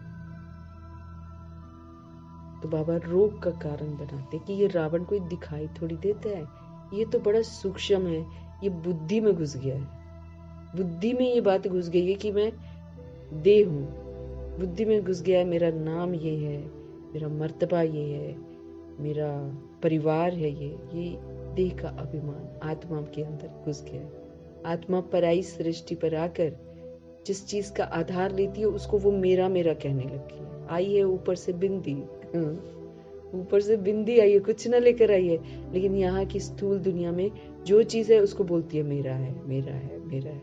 यही गीत गाती रहती है, फिर यही गीत गाते गाते वृद्ध अवस्था को पाती है, फिर बॉडी छोड़ती है, फिर गर्भ जेल में जाकर सीखती है कि ये मेरा मेरा झूठ है, फिर प्रॉमिस करती है, फिर बाहर निकलती है, बाहर फिर से बैठे हुए हैं जो लेबल लगाएंगे फिर से अंदर से तो बाहर आती है तो उसका लेबल थोड़ी होता है, उसका नाम रूप थोड़ी होता है ना, रूप तो होता है लेकिन नाम तो नहीं होता ना, मर्तबा तो नहीं होता है। फिर नाम, तुम्हारा नाम ये है, फिर उसको नाम से पुकारते रहेंगे, उसको फिर फिक्स हो जाता है। अंदर से जो सजा खाकर सीखा था वो बाहर आकर फिर भूल जाता है। अंदर सीख कर आया था कि आत्मा है, परमात्मा का बच्चा है, बाहर आकर सीखा कि नहीं तो देहधारी है, देहधारी का बच्चा है। तो बस इस लेबल्स लगते लगते हम तो बिल्कुल ही बीमार हो गए। कलयुग में आकर तो बिल्कुल अंत तक तो हम पूरा बुद्धि से बीमार हो गए। बुद्धि के अंदर अब बाबा कहते हैं ये जो बुद्धि के अंदर घुसा हुआ ना, मैं शरीर हूँ, मेरा ये है, मेरा परिवार ये, अब इसमें घुसा मैं आत्मा हूँ, मैं आत्मा हूँ, मैं ज्योति स्वरूप हूँ, मैं लाइट हूँ, मैं माइट हूँ, और शरीरी हूँ, मैं परम धाम निवासी हूँ, मैं शिव बाबा का बच्चा। अब इसको लिखो, बाबा कहते हैं जो सच है उसको लिखो तो झूठ मिटेगा, नहीं तो झूठ तो 63 जन्मों का है, वो तो बहुत कड़ा झूठ हो गया है कि भुला ही नहीं भूलता है। अब ये शरीर मरने वाला है लेकिन एकदम पूरा अच्छी तरह फिर शरीर में फंसे हुए हैं कि शरीर हूं मैं, शरीर हूं मैं। और बाबा कहते जब तक तुम ये समझते, यही तो बीमारी है तुम्हारी, यही तो बीमारी है, खुद को शरीर समझना ही तो बीमारी है। यहीं से आता है काम, क्रोध, लोभ, मोह, अहंकार। ऐसे ही तो शुरुआत हुई, इसलिए तो बाबा बोल रहे सृष्टि रूपी वृक्ष को अच्छी तरीके से समझो, ये वृक्ष कैसे विस्तार को पाता है। अब अपनी को आत्मा समझो, आत्मा समझकर हर चीज करो। तो अब लिखना है ना, अब जैसे ब्रह्मा जी ने लिख लिख कर अपने को समझाया कि भाई मैं भी आत्मा, यशोदा भी आत्मा, फिर बच्चों के नाम लेकर ये भी आत्मा, वो भी आत्मा, ऐसे करके उन्होंने अपने आप को पुरानी स्मृतियों से मिटाया। तो अभी हमको भी वही तो करना है, रोज ये आत्मा का पाठ ही तो पक्का करना है, तब तो कनेक्शन जुड़ेगा ना बाबा के साथ। सही तो बोल रहे हैं जगदीश भाई कि जब तक हम इस पाठ को पक्का नहीं करते, चलते फिरते उठते बैठते, तब तक तो भगवान से योग लग ही नहीं सकता। देहधारियों से ही योग लगा रहेगा, वो तो फिर दुर्गति होगी मेरी। अपनी देह से योग लगा रहेगा, देखिए भान अभिमान से योग लगा रहेगा, देखिए विस्तार से योग लगा रहेगा, तो फिर तो हम नीचे के नीचे ही रह गए ना, जबकि हम हैं ऊपर के रहने वाले, नीचे में फंसे पड़े हैं। तो बाबा कहते रावण की बात समझानी है सबको। रावण को कोई देखा नहीं जाता है, ये बुद्धि से समझा जाता है, बाप को भी बुद्धि से जाना जाता है। आत्मा मन बुद्धि सहित है, फिर समझ दे रहे हैं सोल के अंदर ही मन है, सोल के अंदर ही बुद्धि है, उसी के अंदर दिल चित्त है, उसी के अंदर संस्कार है। ये घुस गया है बहुत, अब इसको निकालना है। तो कैसे निकालेंगे ये? अगर मैं बैठूंगी कि बुद्धि के अंदर जो द्वापर युग से मैंने डाला उसको निकालूं, वो तो निकालने से रही, वो ना निकलने वाला। इसीलिए बाबा हमको नई स्मृतियां फीड करने को बोलते हैं कि अब तुम नई स्मृतियां, जो सत्य स्मृतियां, उसको फीड करो, और थोड़े समय में फीड करना है, इसलिए सारा ध्यान इधर देना है। वो तो 63 जन्म में हमने पक्का किया है, ये तो एक छोटू सा जन्म है एकदम, उसमें भी कितना कम टाइम है। इसमें बाबा कहते हैं आत्मा का पाठ पक्का करो, हर सेकंड आत्मा हूँ, हर सेकंड आत्मा हूँ, हर सेकंड स्मृति शिव बाबा का बच्चा हूँ, तब तो ऊपर को बुद्धि जाएगी, नहीं तो नीचे फंसे रहेंगे। तो बुद्धि से समझा जाता है, बाप को भी बुद्धि से जाना जाता है। बुद्धि से जानेंगे ना, हमारा शिव बाबा तो दिखाई नहीं देता, हम भी आत्माएं दिखाई नहीं देती है, लेकिन अभी बॉडी ले रखी है तो हम लोग अपने आप को वो समझते हैं, लेकिन आत्मा भी तो अति सूक्ष्म है, वो भी तो नहीं दिखाई देती है। तो परमात्मा भी दिखाई नहीं देते हैं, लेकिन बुद्धि से जाना जाता है। जो नहीं दिखाई देता वही सत्य है, और जो दिखाई देता वो सारा झूठ का झूठ है। ये भी कितनी अजीब बात है, सारा झूठ है, जो दिखाई दे रहा है सब झूठ है, झूठ खंड है, ये झूठ सबका विनाश होना है। ये ड्रामा झूठ को खत्म करेगा। ड्रामा और प्रकृति किसको मारते हैं? देह को मारते हैं, तो झूठ को खत्म करते हैं। फिर जो सोल होती है ना अविनाशी, वो खड़े होकर देखती है कि झूठ तो, ये तो झूठ था जिसको मैं सच समझ रही थी। वो संबंधों को मरा हुआ देखेगी, इधर उधर सब कुछ देखेगी, उसको लगता है अरे ये तो झूठ था। फिर जागृत होती है, लेकिन फिर वो कष्ट वाली जागृति है ना, फिर वो तो दुखी है, परेशान होकर फिर सत्य को रियलाइज करते हैं। वो वैसा नहीं। अब बाबा हमको समय से पहले कह रहे हैं कि बुद्धि से हर बात को समझो। रावण दिखाई नहीं देता है, शिव बाबा भी दिखाई नहीं देते हैं। रावण हमारे बुद्धि के अंदर घुस गया है। वो कमी कमजोरियां हैं कि एक सोल जो है वो अपने को शरीर समझ बैठती है। वो जो आधार लेती है ड्रामा के लिए, उसी को समझने लग जाती कि मैं ये हूँ। तो बाबा कहते बुद्धि से समझो हर बात को। बाप को भी बुद्धि से जाना जाता है। आत्मा मन बुद्धि सहित है। आत्मा जानती है हमारा बाप परमपिता परमात्मा है। दुख सुख लेप छेप में कौन आती है? आत्मा आती है। आत्मा भुगत रही होती है दुख, शरीर को थोड़ी कुछ होता है। तो आत्मा में ही लेप छेप लगता है, फिर उसी के अनुसार वो दुख सुख प्राप्त करती है।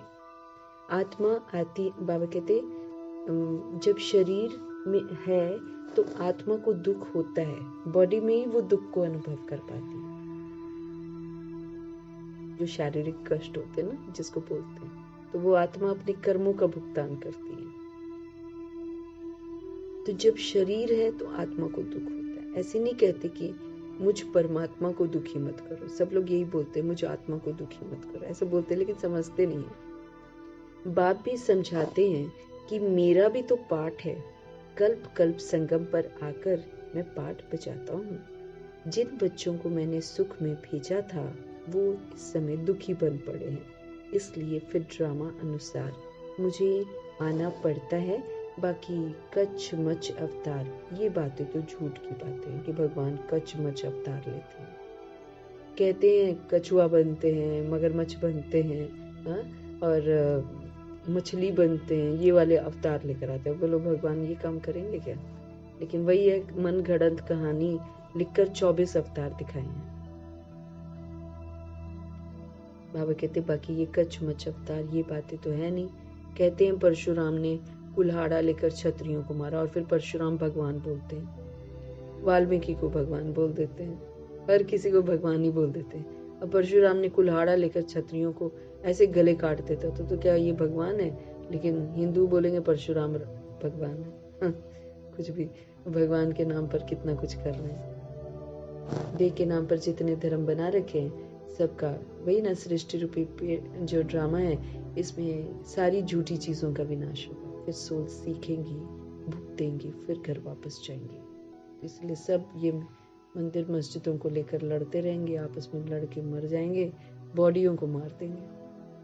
बॉडी के भान में समझ रहे ना हम, ये हैं वो हैं। तो बाबा कहते सारी दंत कथाएं लिख रखी है।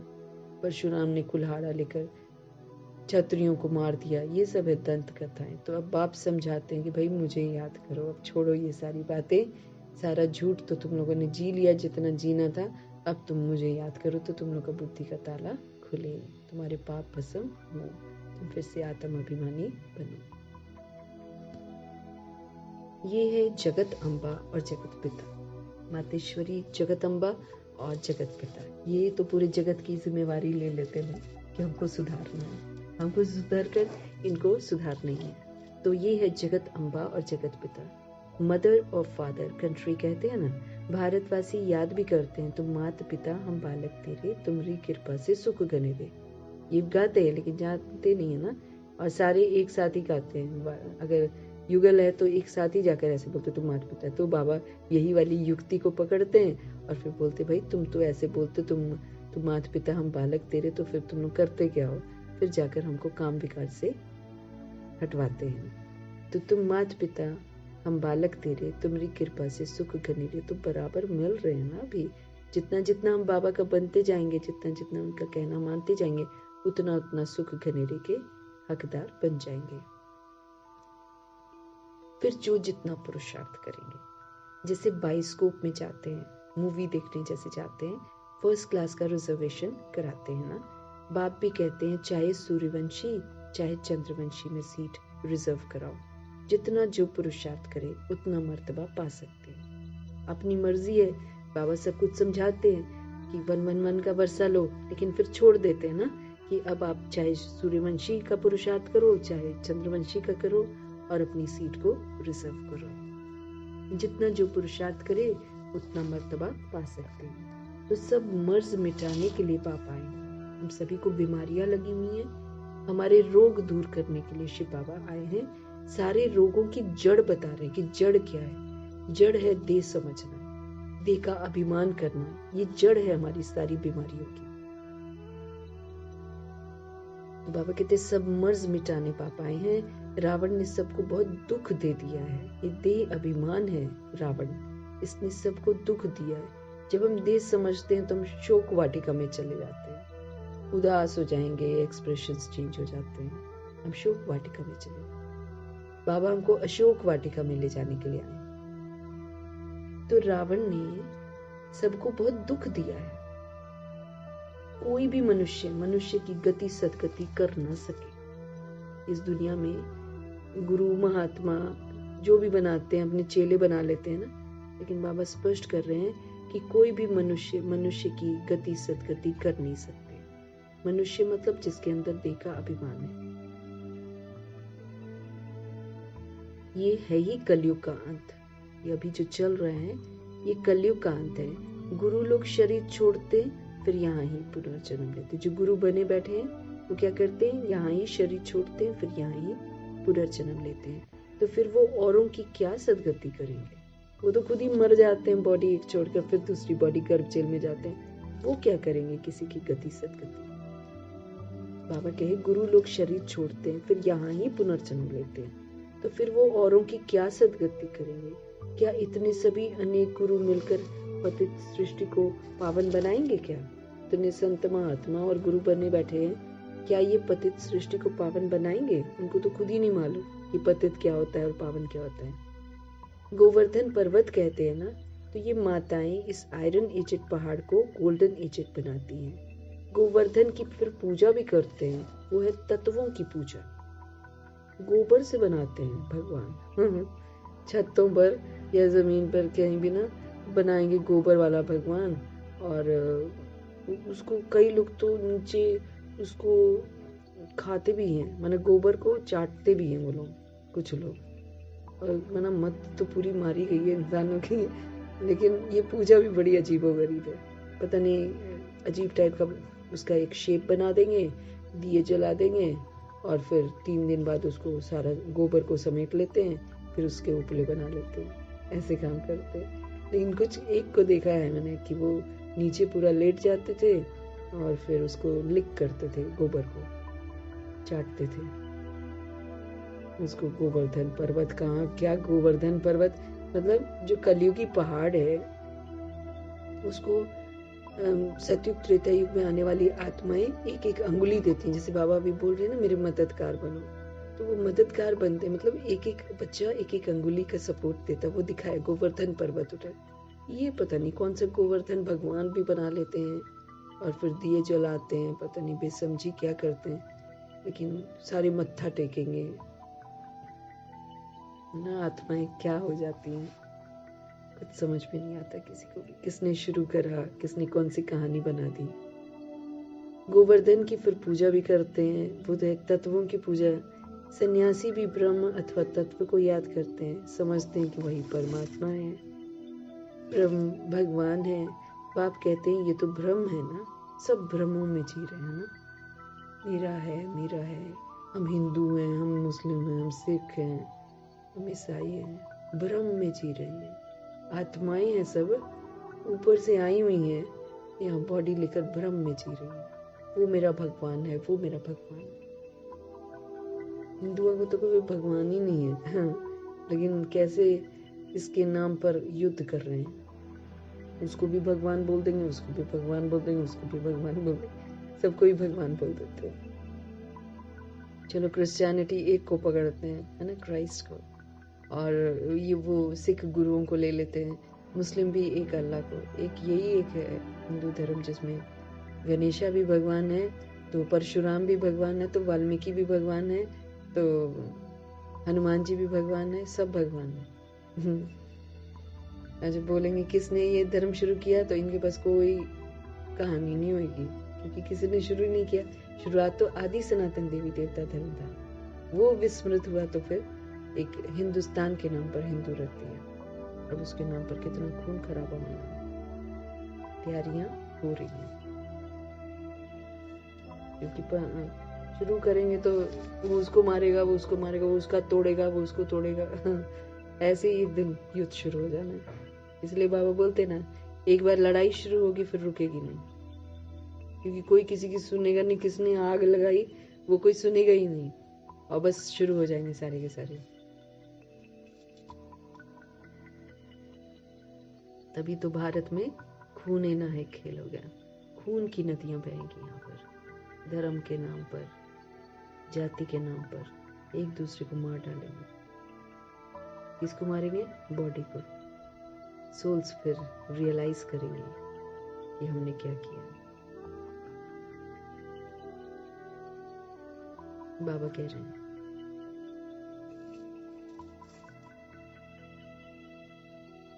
सब भ्रम में जी रहे हैं, झूठा भ्रम। हम ये हैं, हम वो हैं, खानदान चलाना है, शादी करो, बच्चे पैदा करो, लड़का नहीं लड़का पैदा करो, खानदान चलाएगा। अरे सब मर जाते, कौन चलाता? और अभी तो सबने मर जाना है। भ्रम में जी रहे, मेरा है मेरा है। ब्रह्मांड में तो आत्माएं अंडे में सुल रहती हैं। निराकारी झाड़ भी दिखाया गया है, हर एक का अलग अलग अपना अपना सेक्शन है। इस झाड़ का फाउंडेशन है, भारत का सूर्यवंशी चंद्रवंशी घराना है। फिर वृद्धि होती है, बाबा कहे मुख्य है 4 धर्म। तो हिसाब करना चाहिए ना, कौन कौन से धर्म कब आते हैं। जैसे गुरु नानक 500 वर्ष पहले आए, ऐसे तो नहीं सिख लोग कोई 84 जन्मों का पाठ बजाते हैं। तो जो सिखिज्म में आती हैं सोल्स, वो तो बिल्कुल एंड में आती हैं। ये इसलिए ये बहुत जल्दी सतो वाला एनवायरनमेंट इनका होता है, फिर रजो हो जाते और फिर बहुत जल्दी ये लोग तम हो जाते। ये छोटे टाइम में ही हो जाते हैं। गुरु नानक जी का समय या गुरु गोविंद सिंह जी का जो समय था, दैट वाज सतो वाला समय। फिर उसके बाद अब देखो धीरे धीरे अब इस समय तम हुआ। पहले गुरुद्वारों में प्याज लहसुन नहीं यूज होता था, अब तो प्याज लहसुन सैलड में यूज हो रहा है। प्याज सैलड में यूज करते हैं वो लोग खुलेआम, पहले नहीं होता था। आई रिमेम्बर जब हम लोग छोटे होते थे, गुरुद्वारे जाते थे, नहीं ये चीज़ें नहीं होती थी। दाल होती थी, बस फुल्का होता था, और दाल में खाली नमक डालते थे वो लोग, बस। माँ की दाल ज़्यादा बनाते थे, वो सिंपल, उसी में कितना स्वाद होता था। वाहिगुरु वाहिगुरु वाहिगुरु परमात्मा का नाम जपते जपते बनाते ना, तो उसे अब नहीं, अब तो सब कुछ खाते हैं। अब तो बाहर लंगर में भी फास्ट फूड भी देते हैं, सब कुछ देते हैं। अब तो धीरे धीरे क्या हो गया, जल्दी तमो प्रधान हो गया। तो ये तो बहुत कम जन्म लेते हैं, मुश्किल से 10-12 जन्म बाबा ने एक बार बोला था ये लोग लेते हैं।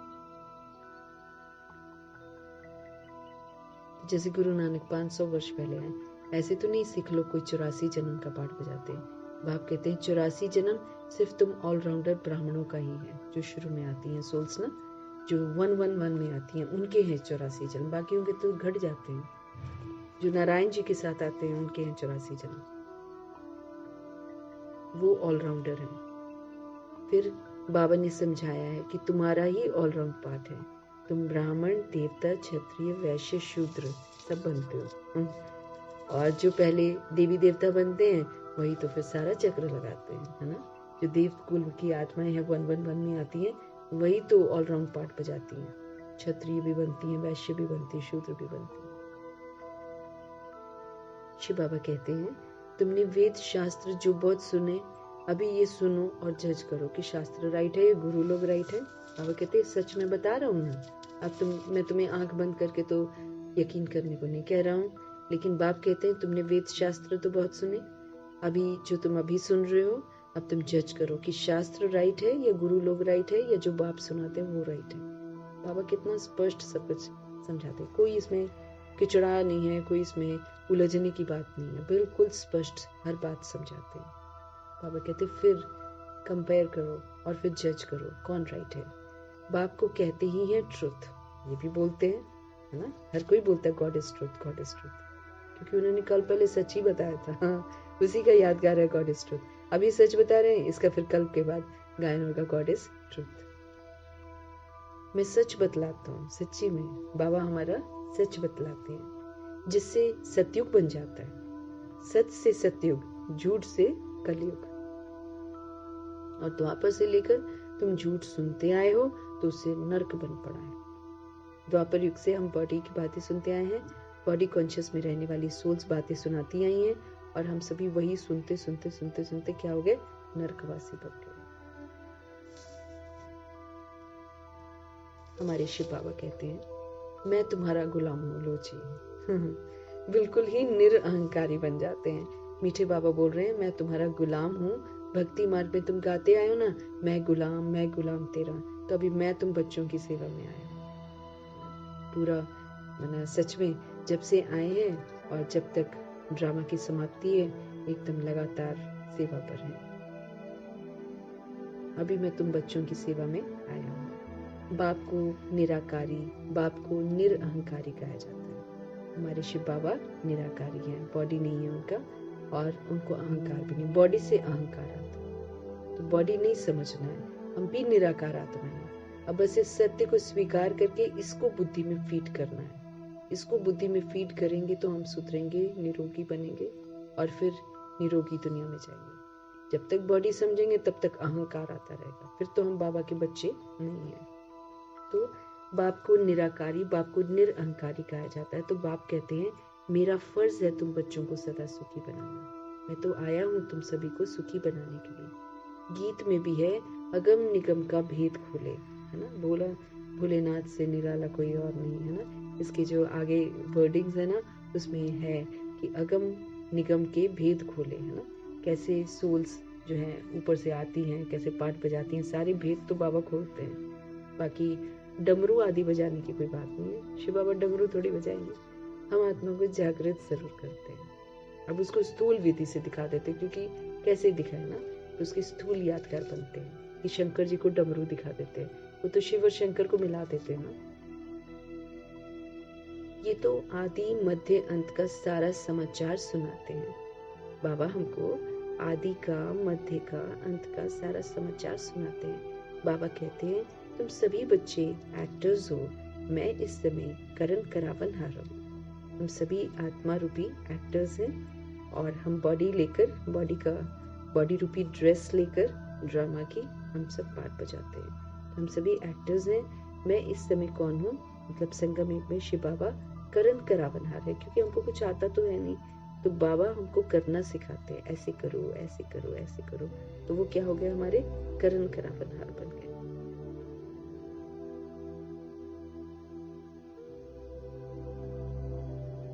बाबा कहते हैं ये तो आदि मध्य अंत का सारा समाचार सुनाते हैं। बाबा कहते हैं तुम सभी बच्चे एक्टर्स हो, मैं इस समय करण करावन हार हूँ।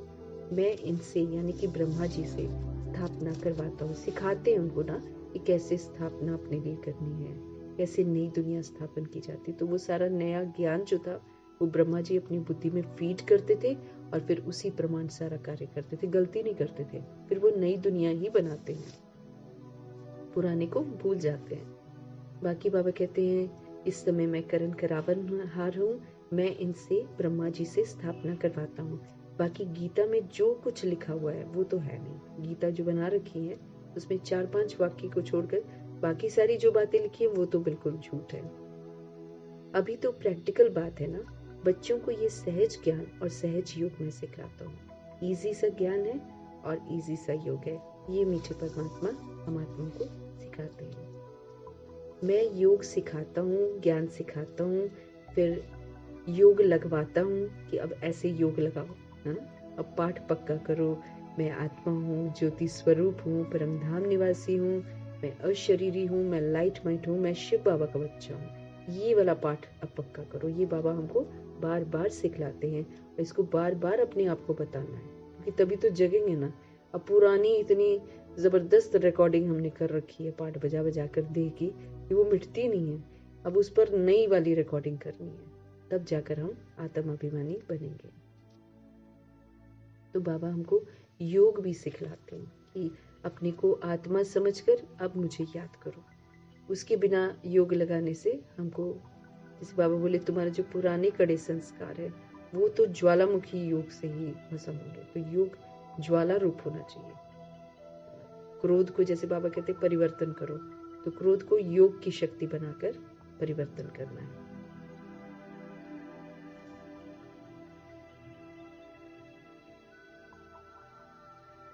अभी तो प्रैक्टिकल बात है ना। बच्चों को ये सहज ज्ञान और सहज योग में सिखलाता हूँ।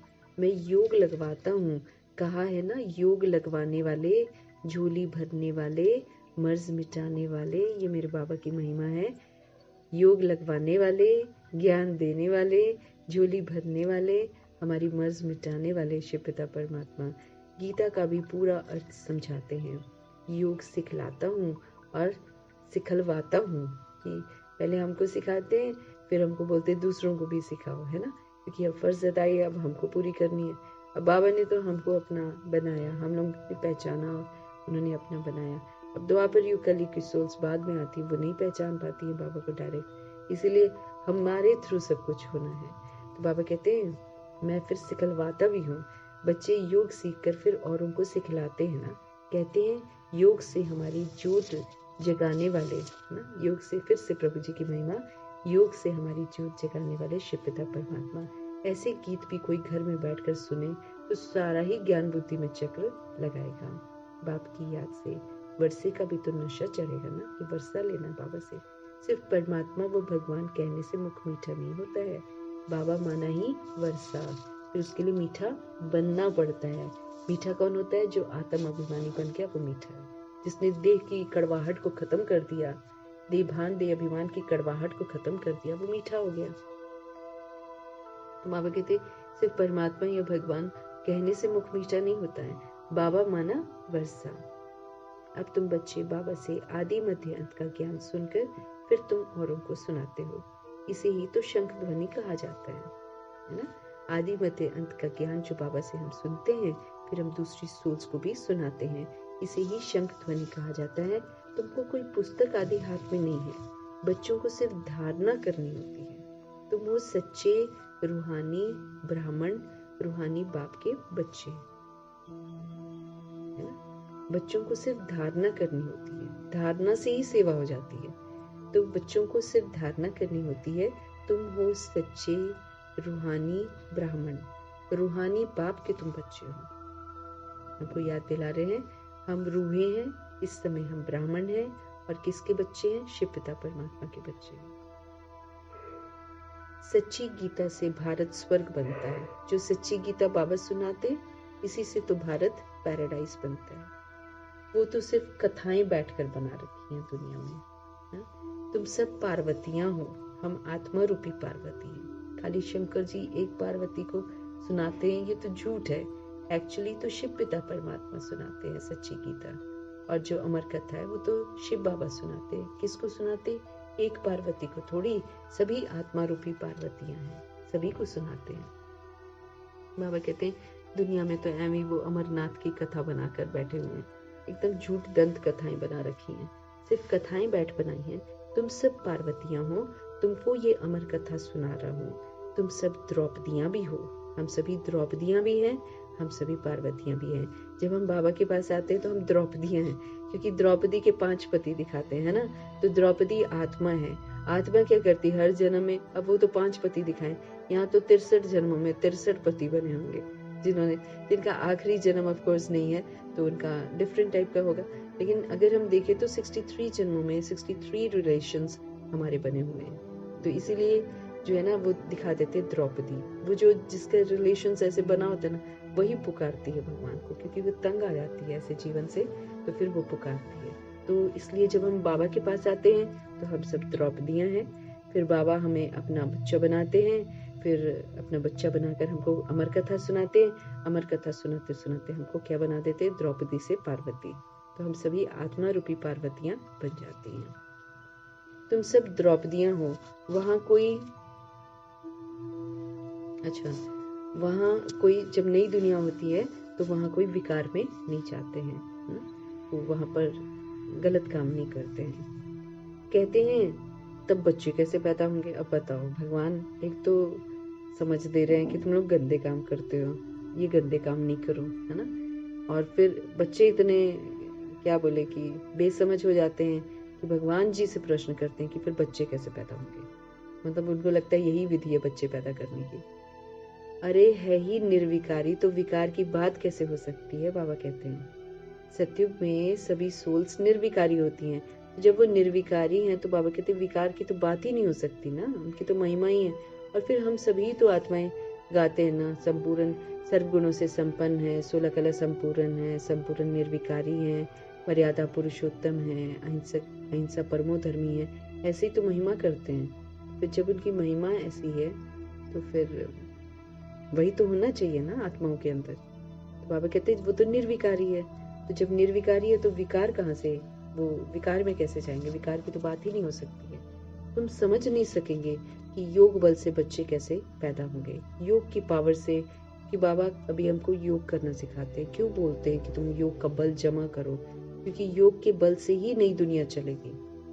हम नई दुनिया में जा ही तब से, क्यों ब्रह्मा जी और सरस्वती जी ने निरंतर बाबा के साथ कनेक्शन रखा है, क्योंकि उन्होंने योग बल बहुत पूरा, उन्होंने तो 5000 वर्ष का ड्रामा में जो पार्ट बजाना है उसकी पूरी प्रारब्ध बना रहे हैं। वो तो लास्ट तक भी अच्छा ही जीवन जिएंगे, खाली विस्मृति का उनका थोड़ी सी गलतियां होंगी, बाकी तो फिर भी दिव्यता और सत्यता, दिव्यता की जो सभ्यता है वो उन आत्माओं में बॉडीली बीइंग बनकर भी होती है। तो बाबा कहते तुम समझ ही नहीं सकेंगे कि योग बल से बच्चे कैसे पैदा होंगे।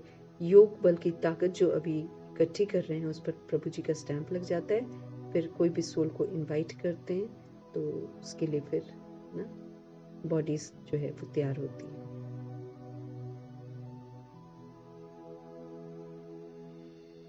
आह्वान करते हैं ऊपर से कि आ जाओ, नीचे आ जाओ, खेलने आ जाओ। तो योग बल से, योग की ताकत से, संकल्पों की पावर से दूसरी सोल को नीचे बुलाते हैं। तुम आर्ग्यू करेंगे, परंतु ये तो शास्त्रों की बातें हैं ना। वो है ही संपूर्ण निर्विकारी दुनिया, ये है विकारी दुनिया। यहाँ पर विकार में जाते हैं इसलिए उनको लगता है विकार के बिना तो कुछ हो नहीं सकता है, यही विधि है। किसने बुद्धि में डाल दिया होगा कि यही विधि है, शास्त्र ही तो डाल देते हैं। बाबा कह रहे हैं मैं जानता हूँ ड्रामा अनुसार माया फिर तुमको दुखी करेगी, फिर से विस्मृत होंगे, फिर से माया दुखी करेगी। मैं कल्प कल्प अपना फर्ज पालन करने आता हूँ। जानते हैं कल्प पहले वाले सिकिलदे ही आकर अपना वर्षा लेंगे, आसार भी दिखाते हैं। ये वही महाभारत लड़ाई है। तुम्हें फिर से देवी देवता अथवा स्वर्ग का मालिक बनने का पुरुषार्थ करना है। लड़ाई तो सामने खड़ी है महाभारत की, पूरा वर्ल्ड ही डिस्ट्रॉय होगा लड़ाइयों से। तो तुम्हें बाबा कहते फिर से देवी देवता अर्थात स्वर्ग का मालिक बनने का पुरुषार्थ करना है। इसमें स्थूल लड़ाई की कोई भी बात नहीं है, यहाँ पर स्थूल लड़ाई कोई नहीं होती, न असुरों व देवताओं की कोई लड़ाई होती है, ऐसा कुछ नहीं होता है, सब झूठ बता रखा है किताबों में। कुरुक्षेत्र का मैदान इतना बड़ा मैदान ही नहीं है जहाँ पर जितनी सेना डिस्क्राइब करते हो उतनी सेना वहां पर आ जाए। खामखा की कहानियां बना रखी है कि रेत लाल हो जाती है, वहां पर आवाजें आती है, ताकि कोई डर के जाए ना, सच जाने ही ना, बस झूठ बताते रहते हैं।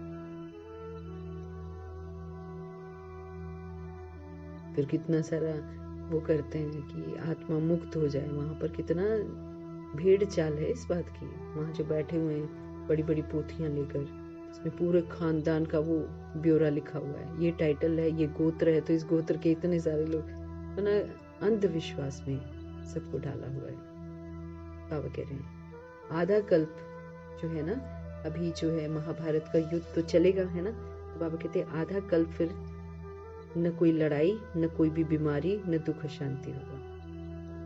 बाबा कहते हैं स्थूल लड़ाई की तो यहाँ कोई बात नहीं है, न असुरों व देवताओं की कोई लड़ाई हुई है, वहां तो माया ही नहीं होती सतयुग में, तो फिर लड़ाएगा कौन। आधा कल्प न कोई लड़ाई, न कोई बीमारी, न दुख शांति। अरे वहां तो सदैव सुख बहार ही बहार आती है। हॉस्पिटल होती नहीं है, बाकी स्कूल में पढ़ना तो होता है। हॉस्पिटल होती नहीं है, बाकी स्कूल में पढ़ना तो होता ही है। अब तुम हर एक यहाँ से वर्षा लेकर जाते हो। वर्षा हमको संगम युग में कमाना है, यहीं से लेकर जाते हैं हम सब कुछ। वहां तो कुछ बनता नहीं है, यहीं पर बनाना है, यहीं पर अपना शरीर तैयार करने हैं, यहीं पर शरीर का श्रृंगार, शरीर के कपड़े, महल वहल जो भी है वो सारे सूक्ष्म पुरुषार्थ से और प्रभु की श्रीमत पर चलने से तैयार होते हैं। आत्मा जितना जितना निखरती जाती है उतना उतना उसका निखरा हुआ सब कुछ तैयार होता जाता है।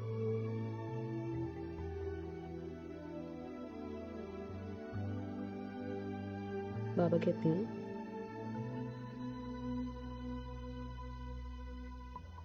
आधा कल्प न कोई लड़ाई, न कोई भी बीमारी, न दुख शांति। अरे वहां तो सदैव सुख बाहर ही बाहर रहती है। हॉस्पिटल होती नहीं है। हाँ स्कूल में पढ़ना तो होता ही है, वो भी खेल कूद, वरना सिंपल सा ड्राइंग, यही सब चीजें होती हैं, सिंपल से नेचुरल जो चीजें होती है ना। ऐसा नहीं पोथियां पढ़नी है, झूठ की पोथियां, यहाँ तो झूठ पढ़ते हैं। सारा स्कूलिंग टाइम में हम जो इतिहास पढ़ते हैं वो झूठ इतिहास है, और कितना कॉम्प्लिकेटिंग है। इस डेट को वहां पर युद्ध हुआ था, इस डेट को वहां पर हुआ था, उसने उसको मारा था, उसने उसको मारा था। नॉनसेंस पढ़ते हैं हम लोग, नॉनसेंस। हाँ झूठ पढ़ रहे होते हैं, किसी काम नहीं आता वो, मनुष्यों के द्वारा लिखा हुआ झूठ। अता पता किसी को होता नहीं, सब पुनर्जन्म में आते, कौन सच बता सकता है। आधा कल्प न कोई लड़ाई, न कोई बीमारी, न दुख शांति, कुछ नहीं। अरे वहां तो सदैव सुख है, बाहर ही बाहर रहती है। हॉस्पिटल होती नहीं, बाकी स्कूल में पढ़ना तो होता है। अब तुम हर एक यहाँ से वर्षा ले जाते हो। मनुष्य पढ़ाई से अपने पैर पर खड़े हो जाते हैं। इस पर कहानी भी है। कोई ने पूछा तुम किसका खाती हो, कहा हम अपनी तकदीर का खाते हैं। वो होती है हद की तकदीर। अभी तुम अपनी कौन सी तकदीर बना रहे हो, अभी तुम बेहद की तकदीर बना रहे हो। ये बेहद की तकदीर है, 2500 वर्ष की तकदीर बना रहे हैं। बाकी की तकदीर भी इसी का प्रभाव रहता है। मतलब हम आत्माओं की, जो हम प्रभु जी के बच्चे हैं, हमारी जन्म पत्री अभी ही बनती है और हम खुद बनाते हैं इसको यहाँ पर समझ के साथ। जो समझ के साथ बनाते हैं उसकी जन्म पत्री अच्छी है, जो बेसमझी से बनाता है फिर उसके जन्म पत्री में ग्रहचारी बैठती है। वरना बृहस्पति की दशा हो और बृहस्पति की मत पर बनाए तो हमारी जन्म पत्री खूबसूरत जन्म पत्री बनेगी, जैसे ब्रह्मा जी की बनी हुई है। जैसे ब्रह्मा जी ने अपनी कितनी सुंदर जन्म पत्री बनाई है, मम्मा ने कितनी सुंदर जन्म पत्री बनाई है, दादियों ने जन्म पत्री अपनी बनाई है। उनकी जन्म पत्री में कहीं भी ग्रहचारी नहीं है। हमारे में ग्रहचारी है तो देखना है हम कहाँ कहाँ गलतियां करते, तब ग्रहचारी बैठी है। तो अब होश में एकदम अपनी जो जन्म पत्री बनानी है, इसमें फिर बेहोशी वाला काम नहीं करना, मतलब अपने को देह नहीं समझना। देह समझने से हमारी जन्म पत्री में ग्रहचारी आ जाती है, आत्मा समझने से सारी ग्रहचारी खत्म हो जाती है। अब मम्मा बाबा के उसमें कोई ग्रहचारी नहीं है, तो बात हमको समझनी है। ये समय ही इतना महत्वपूर्ण चल रहा है। अपनी तकदीर की तस्वीर हम खुद बना रहे हैं और बेहद की तकदीर, 2500 वर्ष की तकदीर बना रहे हैं। तो अब हम गलतियां नहीं कर सकते हैं। हमारे रोगों का कारण हमको बाबा ने बता दिया, देह का अभिमान, काम क्रोध लोभ अहंकार, इससे रोग लगे हुए। इसको खत्म करो, रोग ठीक हो जाएगा, सारा कुछ ठीक हो जाएगा, बॉडी भी ठीक, सब कुछ ठीक हो जाएगा। हर बात समझ लिए। अभी तुम अपनी बेहद की तकदीर बनाते हो, तुम ऐसी तकदीर बनाते हो जो 21 जन्म फिर अपना ही राज्य भाग्य भोगते हो। जो तुम बनाते हो वो तुम भोगते हो, सिंपल सी बात है। न कोई शिकवा, न शिकायत, न इल्जाम, न परदोष, न कुछ। तुम खुद बना रहे हो, बाबा कहते हैं अपनी तकदीर, फिर तुम खुद ही भोगोगे। तो राज्य भाग्य जो लिखता है, जो यहाँ पर स्वराज्य अधिकारी बनता है, अपना राजा बनकर जो पाठ बजाता है, बाबा के कहे अनुसार वो राज्य भाग्य लेता है। प्रजा का बनाता है तो प्रजा वाला भोगता है, दास दासी का बनाता है तो दास दासी का भोगता है, साहूकार का बनाता है तो साहूकार का भोगता है। डिपेंड करता है हम क्या तकदीर बना रहे हैं अपनी। लेकिन 21 जन्मों की तकदीर हम खुद ही बनाते, फिर इसी का आफ्टर इफेक्ट ना बाद की बाकी के हमारी जन्म पत्री कोई नहीं बता सकेगा। बाबा ने बोला है ना, तुम्हारी जन्म पत्री कोई भी नहीं बता सकता। अपनी जन्म पत्री ही डिफरेंट है, क्योंकि हम लोग डिफरेंट समय पर आते हैं। बाकी जो द्वापर युग कलयुग वाले हैं वो लोग अपनी पत्रियां अपने कर्मों का जो भी बनाते हैं ना, वो उसके अनुसार बनाते हैं और उसके अनुसार फिर वो भोगते हैं। लेकिन उनकी भोगना का भी सजा हम लोग को मिलती है, क्योंकि वो हम लोग से सीखते हैं सब कुछ, है ना। हमारे वाइब्रेशंस, हमारे जीने के वाइब्रेशंस उनको प्रभावित करते हैं। इसीलिए अपना करेक्शन करना बहुत ज़रूरी है। फटाफट अपना करेक्शन करेंगे, उससे फिर जो सोल्स हमारी वजह से गड़बड़ हुई है ना, वो ठीक हो जाएंगे। तो हो गया ना, मुक्त हो गया ना सजाओं से। ऐसे करना है। तुम ऐसी तकदीर बनाते हो जो 21 जन्म फिर अपना ही राज्य भाग्य भोगते हो। ये है बेहद के सुख का वर्षा। अब तुम बच्चे कंट्रास्ट को अच्छी रीति जानते हो।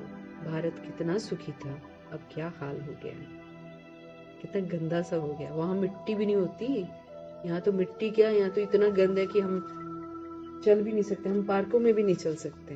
पार्क है नहीं वैसे, लेकिन जहाँ भी है हम वहां भी नहीं चल सकते। वहां भी गंदगी होगी ना, क्योंकि जैसी सोल हो जाती है ना, फिर वैसे ही बाबा कहते सृष्टि वैसा ही फर्नीचर देती है। फर्नीचर मीन्स वैसा ही वायुमंडल, वैसे ही जानवर, वैसा ही सब कुछ होता है।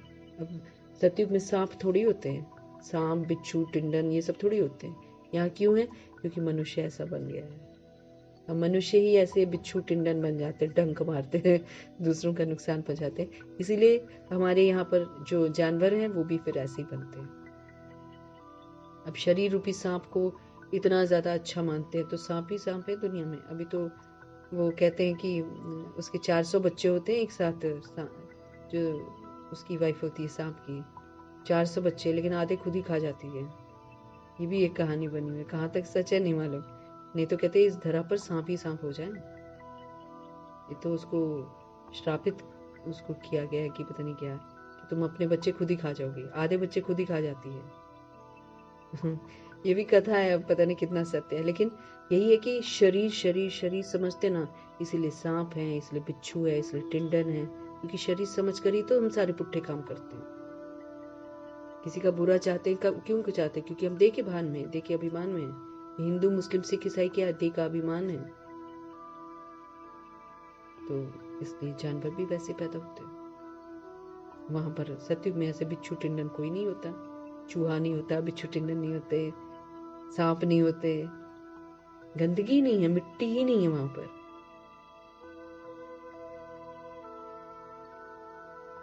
बाबा कहते हैं अच्छी रीति से कंट्रास्ट को अच्छी रीति जानते हो। भारत कितना सुखी था, अब क्या हाल हो गया है। जिन्होंने कल पहले राज्य भाग्य लिया होगा वही अब लेंगे, ये भी बाबा बताते हैं। लेकिन हमको ये नहीं पता ना कि हमने लिया था कि नहीं, इसीलिए बाबा उमंग उत्साह दिलाते हैं कि तुम ये बोलो कि कल पहले भी मैं विजयी बनी थी, कल पहले भी मैंने राज्य भाग्य लिया था। इन्हीं स्मृतियों से अपनी तकदीर की तस्वीर बनाओ। ऐसा मत सोचो कि कल पहले मैंने जो किया होगा वही मैं करूं और फिर पुरुषार्थ ही ना करो। ऐसा नहीं करना है। ये समय ही है पूरा एक्टिव होकर अपना पुरुषार्थ करने का। हम अपनी किस्मत खुद ही बना रहे हैं, हम वही भोगेंगे जो हम बना रहे हैं।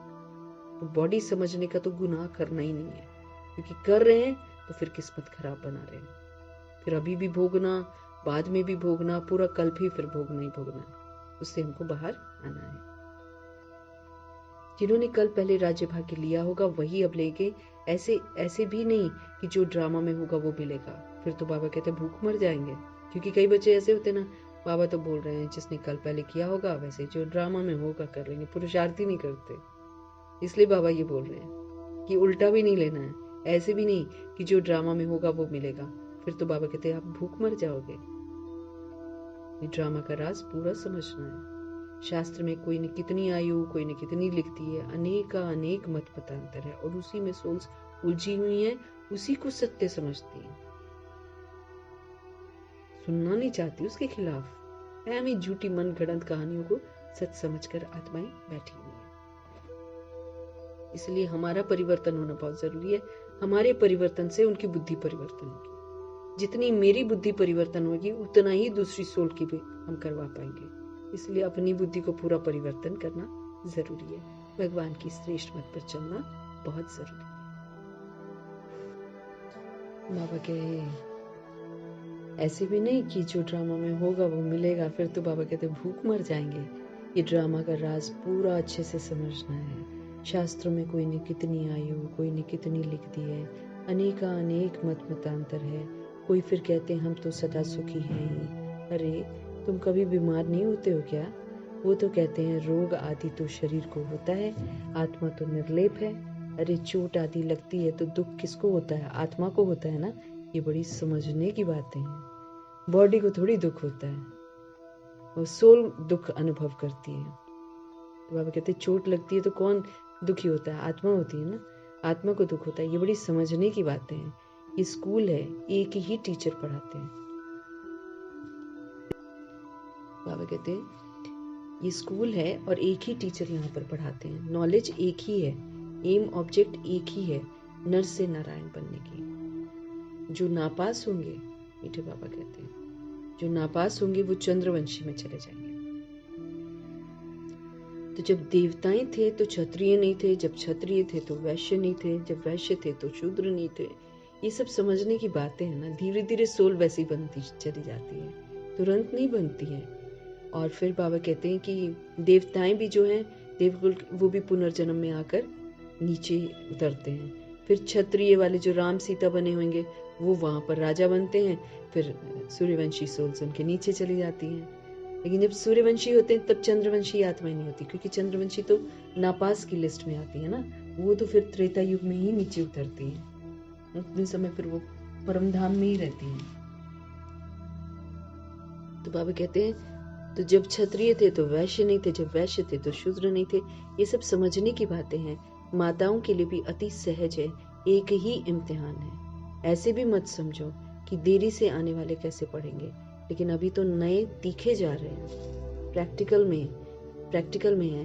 बाकी माया रावण का तो कोई रूप नहीं है, कहेंगे इनमें काम का भूत है। बाकी रावण का तो कोई बुद्ध व शरीर तो है नहीं। प्रैक्टिकल में है, बाकी माया रावण का कोई रूप नहीं है, कहेंगे इनमें काम का भूत है। बाकी रावण का कोई बुद्ध या शरीर तो नहीं है। अच्छा, सभी बातों का सैक्रीन है मनमना भव। सारी बातें फिर उसकी मिठास जो है सैक्रीन, वो मनमना भव है कि अब मन को प्रभु में लगा लो। बस यही एक दवाई है। कहते हैं मुझे याद करो तो इस योग अग्नि से तुमने जो पाप कर्म कर रखे हैं वो विनाश हो जाएंगे। हमारे शिव बाबा गाइड बनकर आते हैं। बाबा कहते बच्चे, मैं तो सम्मुख तुम बच्चों को पढ़ा रहा हूँ, कल्प कल्प अपनी फर्ज अदाई पालन करता हूँ। पारलौकिक बाप कहते हैं मैं अपना फर्ज बजाने के लिए आया हूँ तुम बच्चों की मदद से। बच्चों को आगे रख रहे हैं, कह रहे तुम बच्चों की मदद से मैं फर्ज अदाई करने आया हूँ, क्योंकि साथ भी तो देना पड़ेगा। हम तो पाठ बजाते हैं, हम लोग को मदद करनी पड़ेगी ना, खुद को बदलने की मदद करनी पड़ेगी, सच्चाई को स्वीकार करने की मदद करनी पड़ेगी, अपना स्व परिवर्तन करने की मदद करनी पड़ेगी, फिर ज्ञान योग धारणा सेवा की मदद करनी पड़ेगी। तो बाबा कहते हैं मैं अपना फर्ज बजाने आया हूँ तुम बच्चों की मदद से। मदद देंगे तब तो तुम भी मर्तबा पाओगे। अब तुम मदद ही नहीं करोगे, तुम अपने को आत्मा नहीं समझोगे, तुम अपने स्वधर्म में नहीं टिकोगे, तुम अपने स्वरूप से दूसरी सोल्स को हील नहीं करोगे, तो फिर तुम कैसे मर्तबा पाओगे? प्रैक्टिकल में जो करेगा वो मर्तबा पाएगा। ब्रह्मा जी ने पूरा पुरुषार्थ किया, हालांकि उनको बोल दिया था कि आप तो नारायण बनेंगे, तो वो तो आराम से बैठ जाते ना गद्दी पर। नहीं, एकदम एक्यूरेसी से पुरुषार्थ किया, एक पल भी उन्होंने अपना वेस्ट नहीं किया। तो पारलौकिक बाप कहते हैं मैं अपना फर्ज बजाने आया हूँ तुम बच्चों की मदद से। मदद देंगे तब तो तुम भी मर्तबा पाएंगे ना। आप मदद नहीं करोगे तो फिर मर्तबा कैसे पाओगे? बाबा स्मृति दिला रहे हैं मैं कितना बड़ा बाप हूँ, कितना बड़ा यज्ञ रचा है। ब्रह्मा की मुख वंशावली, तुम सभी ब्राह्मण ब्राह्मणियां हो, तुम सभी भाई बहन हो। जब भाई बहन बने तो स्त्री पुरुष की दृष्टि बदल जाए। तुम सभी ब्राह्मण ब्राह्मणियां हो, तुम सभी भाई बहन हो। जब भाई बहन बनोगे तो स्त्री पुरुष की दृष्टि जो है वो बदल जाएगी। बाप कहते हैं इस ब्राह्मण कुल को कलंकित नहीं करना। बाबा समझ दे रहे हैं तुम सभी इस समय ब्रह्मा मुख वंशावली हो। मैंने कितना बड़ा यज्ञ रचा है। तुम ब्राह्मण ब्राह्मणियां हो, तुम भाई बहन हो। जब भाई बहन बने तो स्त्री पुरुष की दृष्टि बदल जाए ना। बाप कहते हैं इस ब्राह्मण कुल को कलंकित नहीं करना। पवित्र रहने की युक्तियां हैं। मनुष्य कहते हैं ये कैसे होगा, ऐसे तो हो ही नहीं सकता। इकट्ठे रहें और आग न लगे। बाबा कहते हैं बीच में ज्ञान की तलवार होने से कभी आग नहीं लग सकती। जब समझ हमारे साथ है, तो जब समझ बीच में, ज्ञान की तलवार मतलब समझ की तलवार जब अंदर बीच में रहती है तो फिर कभी भी गलत काम नहीं कर सकते हैं, आग नहीं लग सकती है। परंतु जबकि दोनों मन मना भव रहे, ये भी बहुत जरूरी है कि दोनों मन मना भव रहे, दोनों का मन जो है प्रभु जी के साथ लगा रहे, शिव बाबा को याद करते रहें, अपने को ब्राह्मण समझे, फिर तो कभी कुछ गड़बड़ हो नहीं सकती है। मनुष्य तो इन बातों को नहीं समझने के कारण हंगामा मचाते हैं। मनुष्य इन बातों को समझते नहीं है, इसलिए हंगामा मचाते हैं। ये गालियां भी खानी पड़ती हैं। श्री कृष्ण को थोड़ी कोई गाली दे सकता है। श्री कृष्ण ऐसे आ जाए तो विलायत आदि से एकदम एरोप्लेन में भाग आए सारे के साथ ना। इस्कॉन टेम्पल में कितने विदेशी जाते हैं तो सब दीवाने होकर आ जाए, भीड़ मच जाए। भारत में पता नहीं क्या हो जाए। आजकल तो राधे राधे का बहुत शोर मचा हुआ है। वो इतना लंबा सा रामचंद्र वाला वो टीका लगाते हैं, उसको क्या तो पापा बोलते होते हैं, यू शेप में, और फिर साइड साइड में राधे राधे लिखा होता है। तो बाबा कहते हैं अगर पता चल जाए ना तो सब तो यहाँ पर भाग आए। भारत में पता नहीं क्या हो जाए। अच्छा आज भूख है, ये है पियर घर और वो है ससुर घर। तो बाबा कहते हैं आज भूख है, ये है पियर घर और वो है ससुर घर। संगम पर मुलाकात होती है। कोई कोई इनको जादू समझते हैं। बाबा ने समझाया है ये साक्षात्कार क्या है। ससुर घर कौन सा है, सुखधाम है ना। पियर घर, अभी यहाँ मधुबन भी पियर घर होता है, लेकिन वो शांति धाम भी हमारा पियर घर है। कोई कोई इनको जादू समझते हैं। बाबा ने समझाया है ये साक्षात्कार क्या है, भक्ति मार्ग में कैसे साक्षात्कार होते हैं। इनमें संशय बुद्धि नहीं होना है, हमको डाउट थोड़ी करना है। बाबा हमको हर बात एकदम यथार्थ रीति हर बात समझाते हैं।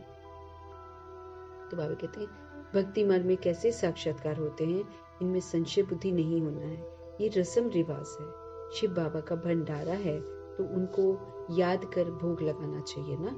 योग में रहना तो अच्छी बात है, बाबा की याद रहेगी। बार बार किसकी यादों में रहना है, बाबा की यादों में रहना। बाकी सारी यादें भुला देनी है, क्योंकि इन्हीं की याद में रहते रहते हमारी बुद्धि का ताला खुलता जाएगा और हम वो करेंगे जो हमको करना चाहिए। हम वो करेंगे जो हमको करना चाहिए, दूसरा कुछ नहीं करेंगे। इसीलिए याद और कनेक्शन जो है प्रभु जी से होना चाहिए, क्योंकि अभी हमको फुल चार्ज भी तो होना है। आत्मा रूपी बैटरी को पूरा चार्ज भी तो करना है ना। इसलिए योग में रहना तो बाबा कहते अच्छी बात है ना, बाबा की याद रहेगी। अच्छा, मीठे मीठे सिकिलते बच्चों प्रति माता पिता बाप दादा का याद प्यार और गुड मॉर्निंग। रूहानी बाप की रूहानी बच्चों को नमस्ते। तो हम रूहानी बच्चों की भी रूहानी बाप को दिल से, जान से, सिख से, प्रेम से, अदब से, रिस्पेक्ट से, पूरे रिगार्ड से, स्नेह से, मोहब्बत भरी, प्यार भरी नमस्ते। और तहे दिल से प्रभु जी के एक एक रतन के लिए तहे दिल से धन्यवाद। और यही दुआ मीठे मीठे परमपिता परमात्मा, आज सारा दिन हम आत्माएं इस मुरली को अमल में लाएं। आप जो कहते हो वही हम करें, आपको ही याद करें, बाकी सारी यादों को बुलाकर आपके मददगार बने। तो इन्हीं दुआओं के साथ हम देखेंगे आज की धारणा के लिए मुख्य सार, स्वयं को ब्रह्मा मुख वंशावली समझकर पक्का पवित्र ब्राह्मण बनना है। हम कौन हैं, हम ब्रह्मा मुख वंशावली। संकल्पों की रचना है, जैसे उस दिन बाबा ने बोला, लेकिन फिर भी बाबा फरमान कर रहे हैं, स्वयं को ब्रह्मा मुख वंशावली समझकर पक्का पवित्र ब्राह्मण बनना है। कभी अपने इस ब्राह्मण कुल को कलंकित नहीं करना है। हम देह समझते हैं, फिर देह की कमी कमजोरियां यूज हो जाती हैं, फिर हम कलंकित कर देते हैं। और फिर काम विकार में कोई चला जाए या देह को उस दैहिक दृष्टि से देखे तो फिर कुल कलंकित बन जाते हैं ना।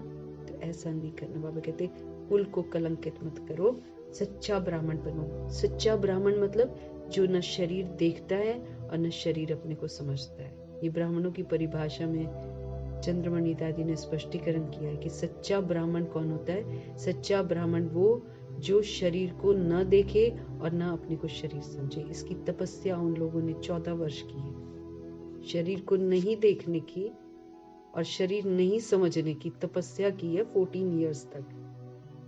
ज्ञान का स्पष्टीकरण तो मुरलियां तो बाद में आई है। सबसे पहले तप करके इस फाउंडेशन को स्ट्रॉन्ग किया उन्होंने कि हम देह नहीं, हम आत्माएं हैं। फिर आत्माओं की ब्रिकुटी में ही देखा, किसी का नाम रूप, किसी का नाम नहीं बुलाया, कभी भी किसी को नाम लेकर नहीं बुलाया। प्रिय निज आत्मा करके बात करते थे वो लोग।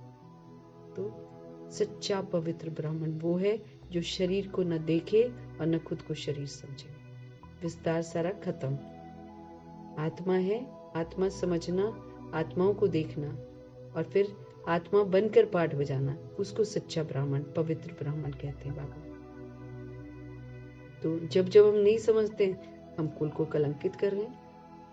जब जब हम अपने को बॉडी समझ रहे हैं हम भगवान के कुल का नाम बदनाम कर रहे हैं। क्योंकि जब हम बॉडी समझ रहे हैं तो हम गड़बड़ियां तो जरूर कर रहे हैं। हम वायुमंडल को भी दूषित कर रहे हैं, फिर देह समझकर बात कर रहे हैं, फिर गड़बड़ कर रहे हैं, फिर देह समझकर व्यर्थ बातें करते हैं। दैट इज ऑल्सो गड़बड़। ये सारा अपवित्रता है। तो फिर तो हम पवित्र ब्राह्मण नहीं है ना। तो पक्का पवित्र ब्राह्मण मतलब वैष्णव ब्राह्मण। वो बॉडी को नहीं देखेगा, बॉडी को देखेगा भी नहीं और अपने को बॉडी समझेगा भी नहीं, और वो बॉडी की कमी कमजोरियों को यूज भी नहीं करेगा। वो आत्मा की विशेषताओं को यूज करेगा। फिर उस तब जब हम ये वाला प्रूफ देंगे। अब इसमें ये है कि लोग नहीं बदलेंगे, है ना, जगह नहीं बदलेगी, वातावरण नहीं बदलेगा, हमको बदलना है। तब हम कहलाएंगे ना सच्चे ब्राह्मण। तो हमेशा क्या याद रखना है, मैं आत्मा ब्रह्मा मुख वंशावली हूँ। मैं आत्मा पक्का पवित्र ब्राह्मण हूँ। फिर सारा दिन मुझे चेक करना है, क्या मैंने किसी के शरीर को देखा, क्या मैंने खुद को शरीर समझा, क्या मैंने देह के भान में आकर व्यवहार किया, देह के भान में आकर बात की, देह के भान में आकर सोचा। सारा चेक करना पड़ेगा। अगर देह समझ रहे हैं तो हम कुल को कलंकित कर रहे हैं। इस बात का हमको ध्यान रखना है। बाप समान हमारे शिव बाबा हमारे फादर हैं। बाप के समान हमको निराकारी बनना है, निरअहंकारी बन अपनी फर्ज अदाई पूरी करनी है। मीठे मीठे परमपिता परमात्मा कह रहे हैं, बाप समान निराकारी, बाप समान निरअहंकारी बनकर अपनी फर्ज अदाई हमको पूरी करनी है। रूहानी सेवा पर हमको तत्पर रहना है। जैसे हमारे बाबा निराकारी हैं, जैसे हमारे बाबा निरअहंकारी हैं, ऐसे मैं आत्मा भी निराकारी हूँ, मैं आत्मा भी निरअहंकारी हूँ। इसका ध्यान रखना है, इसकी फर्ज अदाई पूरी करनी है। रूहानी सेवा पर तत्पर रहना है। निराकारी क्या करेगा? निराकारी निराकार आत्माओं की सेवा पर रहेगा, क्योंकि वो समझेगा दुख को ना, उसको हील करेगा और फिर किसी भी तरीके का अहंकार नहीं आना।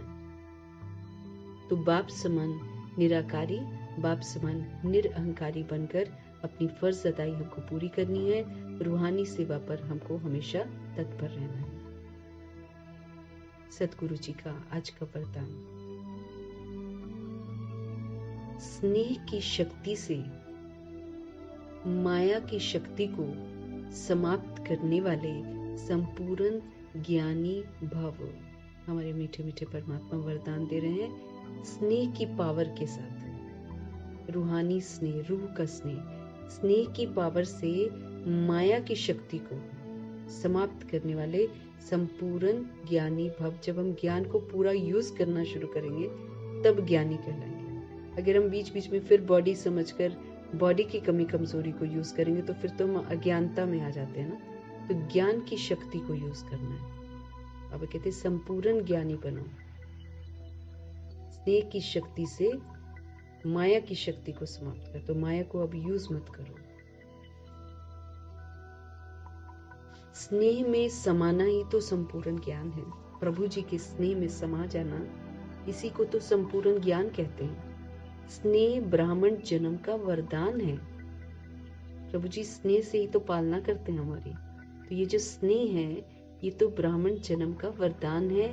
संगम युग पर स्नेह का सागर स्नेह के हीरे मोतियों की थालियां भर कर दे रहे हैं। संगम युग पर स्नेह के सागर, स्नेह के हीरे मोती ना, सारा ज्ञान जो है वो हीरे मोती है ना, तो स्नेह के हीरे मोतियों की थालियां भर भर कर दे रहे हैं। तो स्नेह से संपन्न बनो, बाबा कहते हैं। सारा राज बता रहे हैं, हर चीज की समझ दे रहे हैं। बाबा कहते हैं स्नेह से अपने आप को भरपूर करो। बाबा तो दे रहे हैं हीरे मोती। तो स्नेह में संपन्न बनो। स्नेह की शक्ति से परिस्थिति रूपी पहाड़ परिवर्तन हो, पानी समान हल्का बन जाएगा। स्नेह की पावर से परिस्थितियां भी जो आती हैं, बाबा कहते हैं भले वो पहाड़ हो, पहाड़ की तरह हो, वो भी परिवर्तन हो जाएंगी, पानी समान हल्की बन जाएंगी। माया का कैसा भी विकराल रूप हो, माया का कैसा भी रॉयल रूप सामना करे, तो सेकंड में स्नेह के सागर में समा जाओ। माया का कैसा भी विकराल रूप व रॉयल रूप सामना करे, तो सेकंड में स्नेह के सागर में क्या करो, समा जाओ। बाबा के साथ रहो, अपने आप माया चली जाएगी। सामना तो करेंगे, माया सामना करेगी, विकराल रूप में भी करेगी और रॉयल रूप में भी करेगी। वो तो भगवान का रूप लेकर भी करेगी। लेकिन सेकंड में क्या करना है, स्नेह में, स्नेह के सागर शिव पिता परमात्मा में समा जाओ, उनकी यादों में चले जाओ। तो स्नेह की शक्ति से माया की शक्ति अपने आप समाप्त हो जाएगी। गॉडली पावर से माया की शक्ति जो है वो समाप्त हो जाएगी। मीठे मीठे परमपिता परमात्मा कह रहे हैं स्नेह की शक्ति से माया की जो पावर है उसको समाप्त करने वाले संपूर्ण ज्ञानी बनो। स्नेह में समाना संपूर्ण ज्ञान है। स्नेह ब्राह्मण जन्म का वरदान है। संगम युग पर स्नेह का सागर स्नेह के हीरे मोतियों की थालियां भर भर कर दे रहे हैं। तो स्नेह से अपने आप को संपन्न बनाओ। स्नेह की शक्ति से परिस्थिति रूपी पहाड़ परिवर्तन करो, पानी समान फिर हल्का बन जाएगा। माया का कैसा भी विकराल रूप हो, माया का कैसा भी रॉयल रूप हो, बाबा कहते सामना करने आए, तो सेकंड में क्या करो, स्नेह के सागर में समा जाओ, बाबा की यादों में समा जाओ। तो स्नेह की जो पावर है उससे माया की शक्ति समाप्त हो जाएगी। स्वतः ही परिस्थिति जो आती है खत्म हो जाएगी। स्लोगन: तन मन धन, मन वाणी और कर्म से बाप के कर्तव्य में सदा सहयोगी ही योगी है। हमको क्या बनना है, योगी आत्मा बनना है। योगी बनकर सहयोग देना है प्रभु जी को। तो क्या करना पड़ेगा, तन मन धन प्रभु की अमानत, मन वाणी कर्म, इससे बाप के कर्तव्य में सदा सहयोगी बनना है। तन प्रभु जी का, इससे हड्डी सेवा करनी है।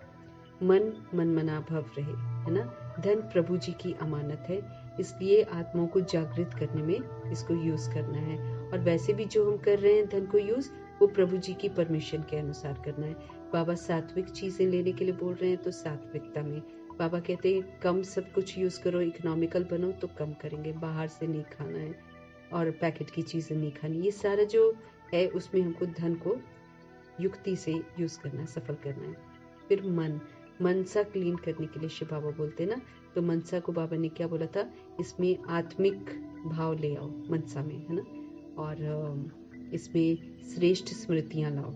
मनसा को क्लीन करना है ना एकदम हमको। इसमें श्रेष्ठ संकल्प होने चाहिए और इसमें मनसा को निराकारी बनाना है। इसमें देह का भान सारा खत्म हो जाए। तो मनसा हमारी निराकारी हो और मनसा श्रेष्ठ स्मृतियों की हो कि बाबा ने हमको समझ दी है। और इसमें आत्मिक भाव होना चाहिए, निराकारीपन होना चाहिए। वाणी में बाबा ने बोला था सत्यता होनी चाहिए, बोलना सत्य ही है, झूठ नहीं बोलना है, लेकिन उसको बोलने की जो विधि है उसमें मधुरता को यूज करना है। फिर बाबा ने बोला वरदानी बोल ही बोलना है सबको, जैसे बाबा हमको वरदानी बोल बोलते हैं, सारे हमको श्रेष्ठ स्मृतियां दिलाते, तो सारी सोल्स के लिए हमको वो वरदानी बोल ही बोलने हैं। भगवान हमको सिखा रहे हैं ना। फिर कर्म जो है, वो कर्म हमारे बाबा ने बोला कि कर्म होने चाहिए, उसमें नम्रता होनी चाहिए। जब हम कर्म करते हैं उसमें सभी से हमको संतुष्ट रहकर कर्म करने हैं, किसी से शिकवा शिकायत नहीं करनी और सबको एक साथ सहयोग देना है। तो नम्रता, संतुष्टता और दिव्यता होनी चाहिए कर्मों में, सुखदायी कर्म होने चाहिए। तो जब हम तन मन धन को और मन वाणी कर्म को इस विधि से बाप के कर्तव्य में यूज करेंगे तो मतलब हम सहयोग देंगे, और अगर हम सहयोग देते हैं तभी हम योगी कहलाएंगे। माना भगवान जी से योग लगा हुआ है, योगी आत्मा। फिर भगवान की श्रीमत प्रमाणी चलेंगे। तो हमारे बहुत कर्तव्य हैं तन मन धन और मन वाणी और कर्म को लेकर। तो अपनी मनसा को भी क्लीन करना है, इसको निराकारी बनाना है। अपनी वाचा को पुराने वाले बोल नहीं बोलने हैं, अब ब्लेसिंग्स वाले बोल बोलने हैं। उसमें सत्यता जरूर होनी चाहिए और दिव्य मधुरता होनी चाहिए। सत्यता यही है कि सभी सतोगुणी आत्मा है, इसलिए सभी को सतोगुणी आत्मा के रूप में देखते हुए वरदानी बोल ही बोलने। ऐसे ही कर्मणा जो है वो अच्छे कर्म करने हैं, सुख वाले कर्म करने, जिससे दूसरी को सुख की प्राप्ति हो। तो फिर इसका भी ध्यान देना है। तो तन मन धन, मन वाणी कर्म से बाप के कर्तव्य में हमको सदा सहयोगी बना है। जो सदा सहयोगी है इसमें वही योगी है, उसको ही योगी कहेंगे। मीठे मीठे परमपिता परमात्मा जी का हम सब धन्यवाद करेंगे।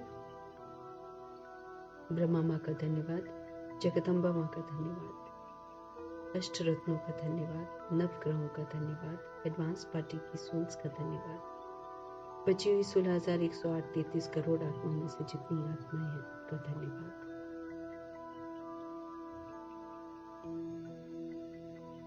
पांचों तत्वों का धन्यवाद, ड्रामा का धन्यवाद, प्रकृति का धन्यवाद, माया का धन्यवाद, यमदूत का धन्यवाद, द्वापर युग कलयुग की सारी सोल्स का धन्यवाद, साधनों का धन्यवाद, साधन बनाने वालों का धन्यवाद, साथ में रहने वाली सोल्स का धन्यवाद, सहयोगी आत्माओं का धन्यवाद, अविनाशी खजानों का धन्यवाद, संगम युग के एक एक सेकंड का धन्यवाद,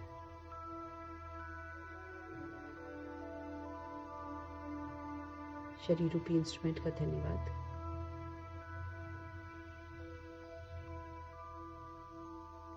और आप सभी सोल्स का धन्यवाद, और जो सृष्टि की मेहमान नवाजी है उसका तहे दिल से हम धन्यवाद करेंगे। और विश्व की सभी आत्माओं की तरफ से हम करेंगे, माना द्वापर युग और कलयुग की सारी सोल्स की तरफ से भी हम सब सृष्टि की मेहमान नवाजी का धन्यवाद करेंगे।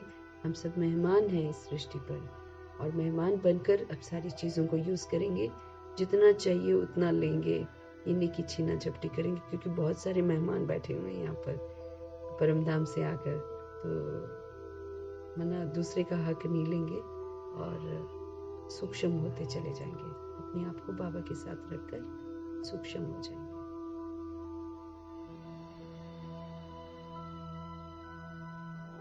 तो प्रभु जी की समझाने को बुद्धि में रखते हुए, प्रभु जी को साथ में रखते हुए, प्रभु जी का धन्यवाद करते हुए, ओम शांति।